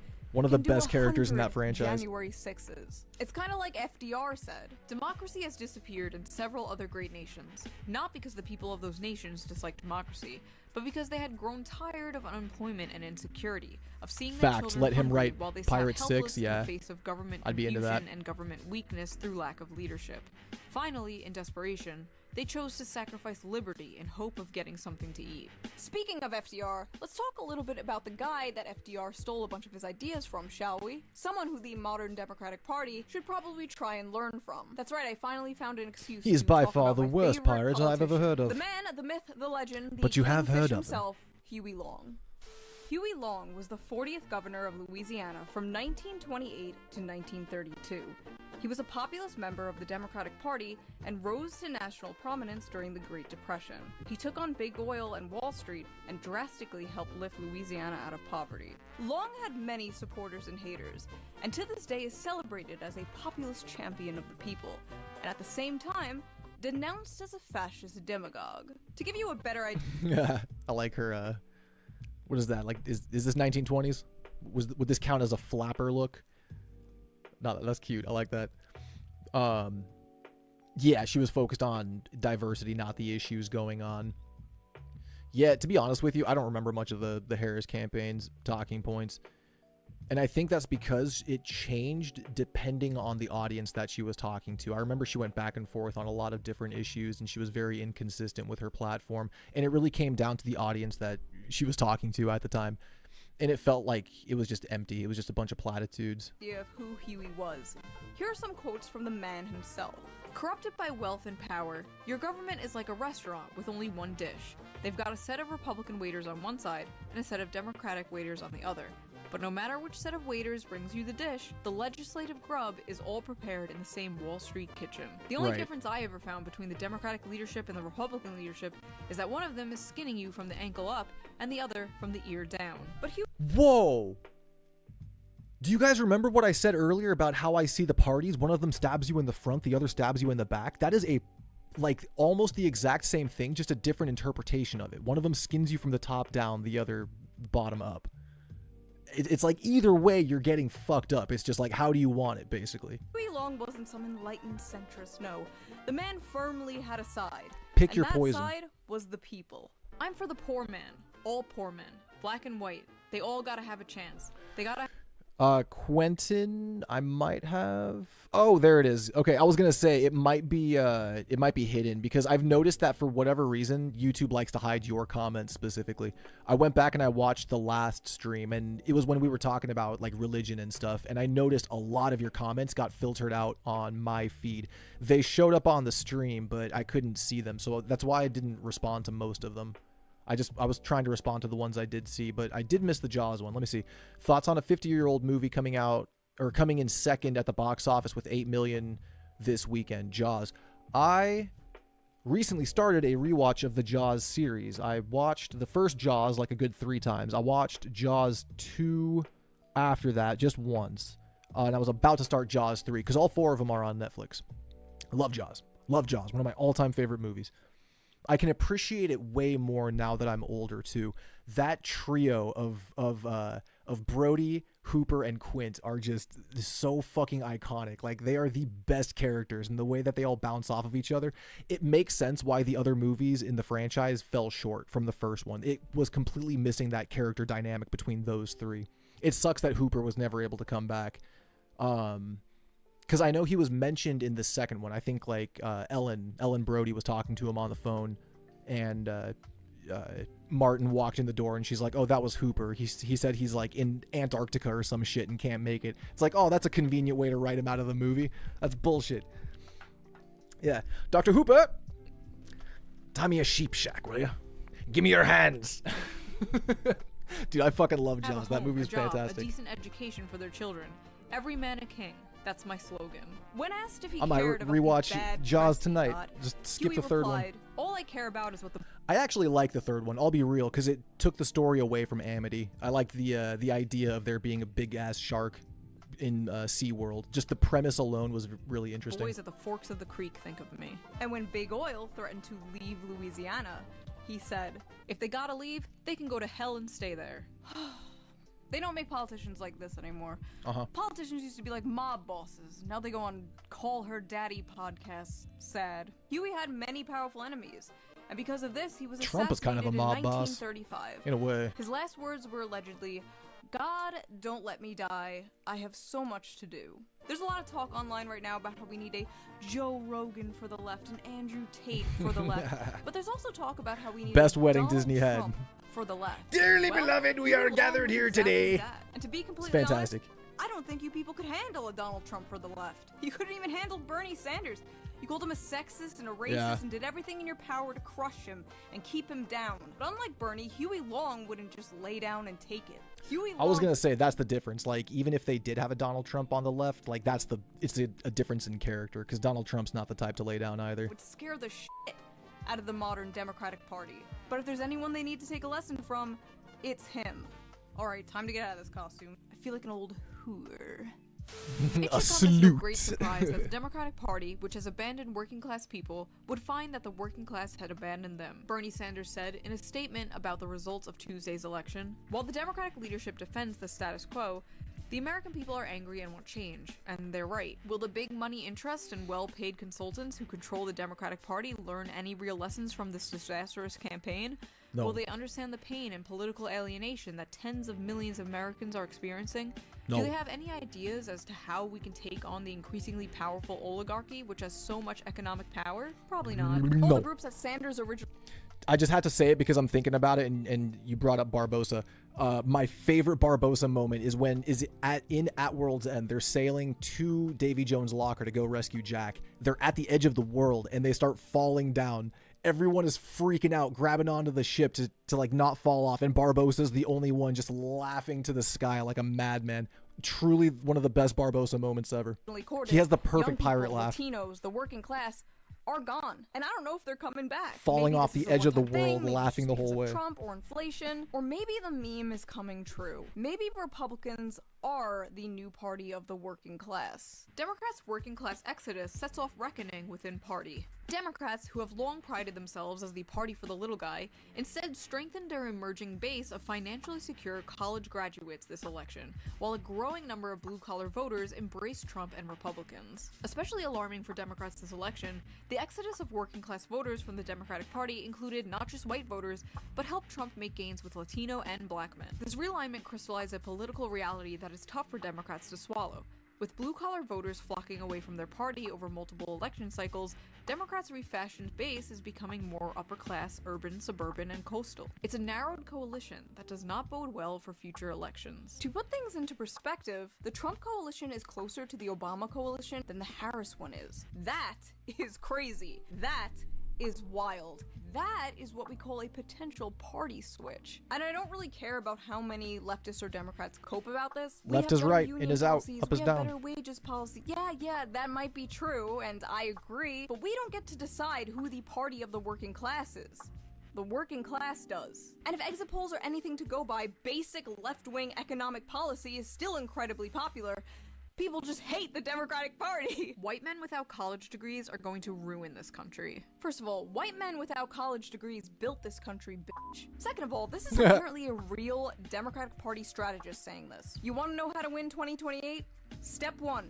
Stop listening to freaks like this. The election, if having a degree was a requirement to vote. And this is what the election would look like if everyone was allowed to vote. Oh wait, that's this election. I too hate democracy. And I think Bernie Sanders is wrong.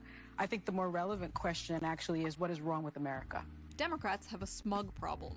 The day after the election, an NBC News chart circulated on Instagram that highlighting exit poll data showing that the more education you had, the more likely you would vote for Vice President Kamala Harris over President-elect Donald Trump. Some liberals used the occasion to look down upon the icky dummies who were too stupid to know they shouldn't vote for Trump. Yet Trump's victory was both definitive and diverse. You fools! He won broad swaths of the electorate, making significant gains in New York and California, and winning over larger percentages of Latino voters and young voters than in 2020. He also won a majority of first-time voters. Large factions of the left condescendingly believe that dumb people are the reason Trump won in 2016 and won again in 2024. And that patronizing, visceral vibe is obvious. It's a massive turnoff to many other voters. It is a mountain smug Democrats have to overcome if they want to reconnect with voters. Once, the coastal liberal establishment had an air of open-mindedness.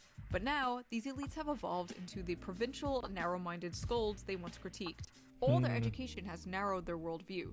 Their credentialism has built themselves a bubble in which to hide Die from the reality. hero, The or live long contempt enough to many see yourself liberals become and the some villain. leftists have for the working class has never been more on display than it is right now. Even coming from some leftist YouTubers I watch that I know better and spend I promise I'm not ignoring you, Quentin. I guarantee it. I promise. Pinky promise. Pinky swears. No, I legit just missed that message. I was probably absorbed in the video because cute girl. But no, I try to catch as many of them as I can see. Now up is down. One of Hans Zimmer's best tracks.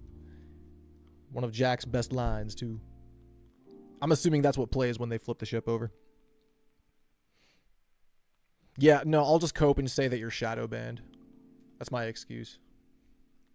And a lot of their time trying to bring people to the left. Your college degree Her hair does looks not great. make you any smarter than a working class person without a college degree. And more importantly, don't talk down to a vast majority of the population. Because That's a despite big how badly step, you yeah. want to believe it, they are not stupid. They are the people who grow your food, build your houses, pave your roads, fix the plumbing in your luxury apartments. And guess what? There are more of them than there are of you. So maybe you people should start listening to them instead of wagging your finger in their faces as if disagreeing with you is some moral failing, because it's not. These people aren't all racists and Nazis or whatever. They are normal people. They are the proletariat. They're who you should be fighting for. And they don't believe you are fighting for them. More importantly, there is a difference between being educated and being smart.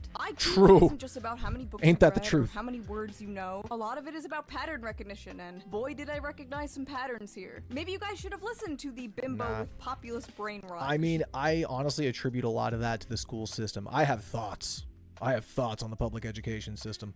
Even like, you know, some private institutions, but the public education system is failing everybody. It's so bad, man. They teach us what they need us to know, but they don't teach us how to think. And that was that whole discussion we were having last time about Warren Smith, that one teacher who got fired, because that was his goal. He was engaging with the student in a way that he was trying to get the student to like deeply think about things. He wasn't telling him what to think. He was using the Socratic method, just asking questions, getting to the root of things, and, you know, and coming to logical conclusions. And bro got fucking fired for that. It was insane. You seem to be right about a lot of this. If the Democratic Party wants to win another election, they need to start understanding I'll clarify. He didn't get fired for that. He got fired for the subject matter. the importance of populism. It wasn't Drop the divisive inappropriate or identity anything, politics but and focus on the bread and butter issues, it or was you are doomed. politically Become the party charged, of Huey and I Long guess again, people didn't like it. or you are doomed. But you know what? Maybe you're not doomed. Because if Trump fails to deliver on his promises, or we get like George Bush 3, it's totally possible that the populism vacuum will be open again. Will the Democrats take advantage of this and actually put up a good candidate? No. They're gonna put up like Pete Buttigieg or Gavin Newsom, and the populism vacuum will be filled by people like my Twitter mutual and YouTube trying to Tinkerbell you. You're number one. Yeah. Quentin's number one. Fox is 2. Max is 3. Poor Marshall. He's been trying to get one of these badges for so long. I don't think he's in here right now, but every time he comments, he never gets it.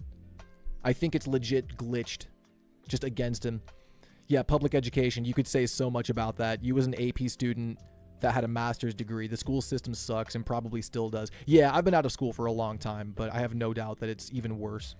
soon to be vice president of the I feel fortunate that I got the full high school experience, because I almost dropped out of high school and I wanted to get my GED and just start working early. But I'm glad I went through with the entire thing, because high school started really shitty for me, but by the end of it, it actually really helped shape my social skills.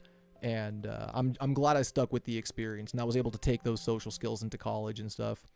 College was cool. Like I did college for a year and a half, but it took me the whole year and a half to realize that in-class education is just not for me. I cannot do well in a setting like that. I don't like being like talked at, you know, like if I'm engaging in something, that's a different story. But a lot of the time that's how school always felt. I just felt like I'm just this little kid and people are telling me things and I'm just like, okay, like I don't care. I was never a good student in terms of like my grades. Like I was consistently like a C+, B- student, not because I was stupid, but because I just didn't give a fuck. I never applied myself. I never did my homework. And you know how the grade is always like separated, like tests are 50% or whatever, like homework is 20, whatever. Like my grade was consistently bad because I just never fucking did my homework. I'm like, this is stupid. I'm not interested in this. And so I was very content with a C+ average. United States JD Vance. That is still so weird.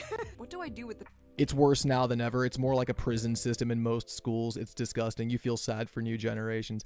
Yeah, I'm sure it's not great. Power. I'm sure it's pretty bad. JD, best buddy, I have an idea. It's called Patriot Care, and it's healthcare, but our tax dollars go to it instead of bombs. Doesn't that sound cool? Can't That beat sounds 'em, cool. join 'em. The fact is, this election was a complete rejection of the liberal ideology. Or it was just because of inflation and people want to afford eggs again. Yeah, it was probably that. It just... I've been buying 18 packs, or like a pack of 18 eggs for like $5. Dude, eggs are good right now. I feel pretty okay about eggs. I would like to see that drop to maybe $3, but we're doing all right. It sucks to see the We're party getting our you protein, voted for boys. Your whole life, the party you grew up with, just get worse and worse over time. After this, the Democrats are gonna move right in the dumbest ways. They're gonna become like the new neocons, but gay. And I have no idea how a second Trump term is gonna go. I hope it goes well. I don't know. Congrats to RFK, I guess. I'll see you guys in the Adderall labor camps, otherwise known as the concentration camps. Hey, I see what you did there. Yeah. Okay. Anyway, That's a so that knee is enough of slapper. my yapping. Now I want to hear you yap. Why do you think Trump won? And what could Because people were Democrats sick of do bullshit. to win 2028? Anyway, if you liked this video, please consider subscribing. Also, if you can, Subscribe. donate to me on Patreon, or Yeah. you could do a little... I'm already subbed. I think I'm definitely not on her Patreon, but it is what it is. FaceTime, baby. All right. I'm going to wind this down because I'm going to start up the Star Bazaar stream. It is 6 p.m. my time. It is late, man. Woo, it is late. Okay. Yeah, I don't know how long the Star Bazaar stream is going to be. Maybe like 4-ish hours. I'm going to try to go as long as I can. I'm pretty hyped up. I'm caffeinated. I'm full of cold brew right now, so I'm probably good to go for at least 4 or 5 hours. But I'm gonna end this stream. Thank you guys for hanging out with me. It's always a good time here. We can kind of let loose and do whatever the fuck we want. But I will hopefully see you guys on the Star Bazaar. Give me like 30-45 minutes. I probably want to get something to eat and then just have like a mental reset. Do some push-ups, do some jumping jacks or something. Oh, yeah, no worries, Fox. Yeah, it'll be fun. I'll see you guys there.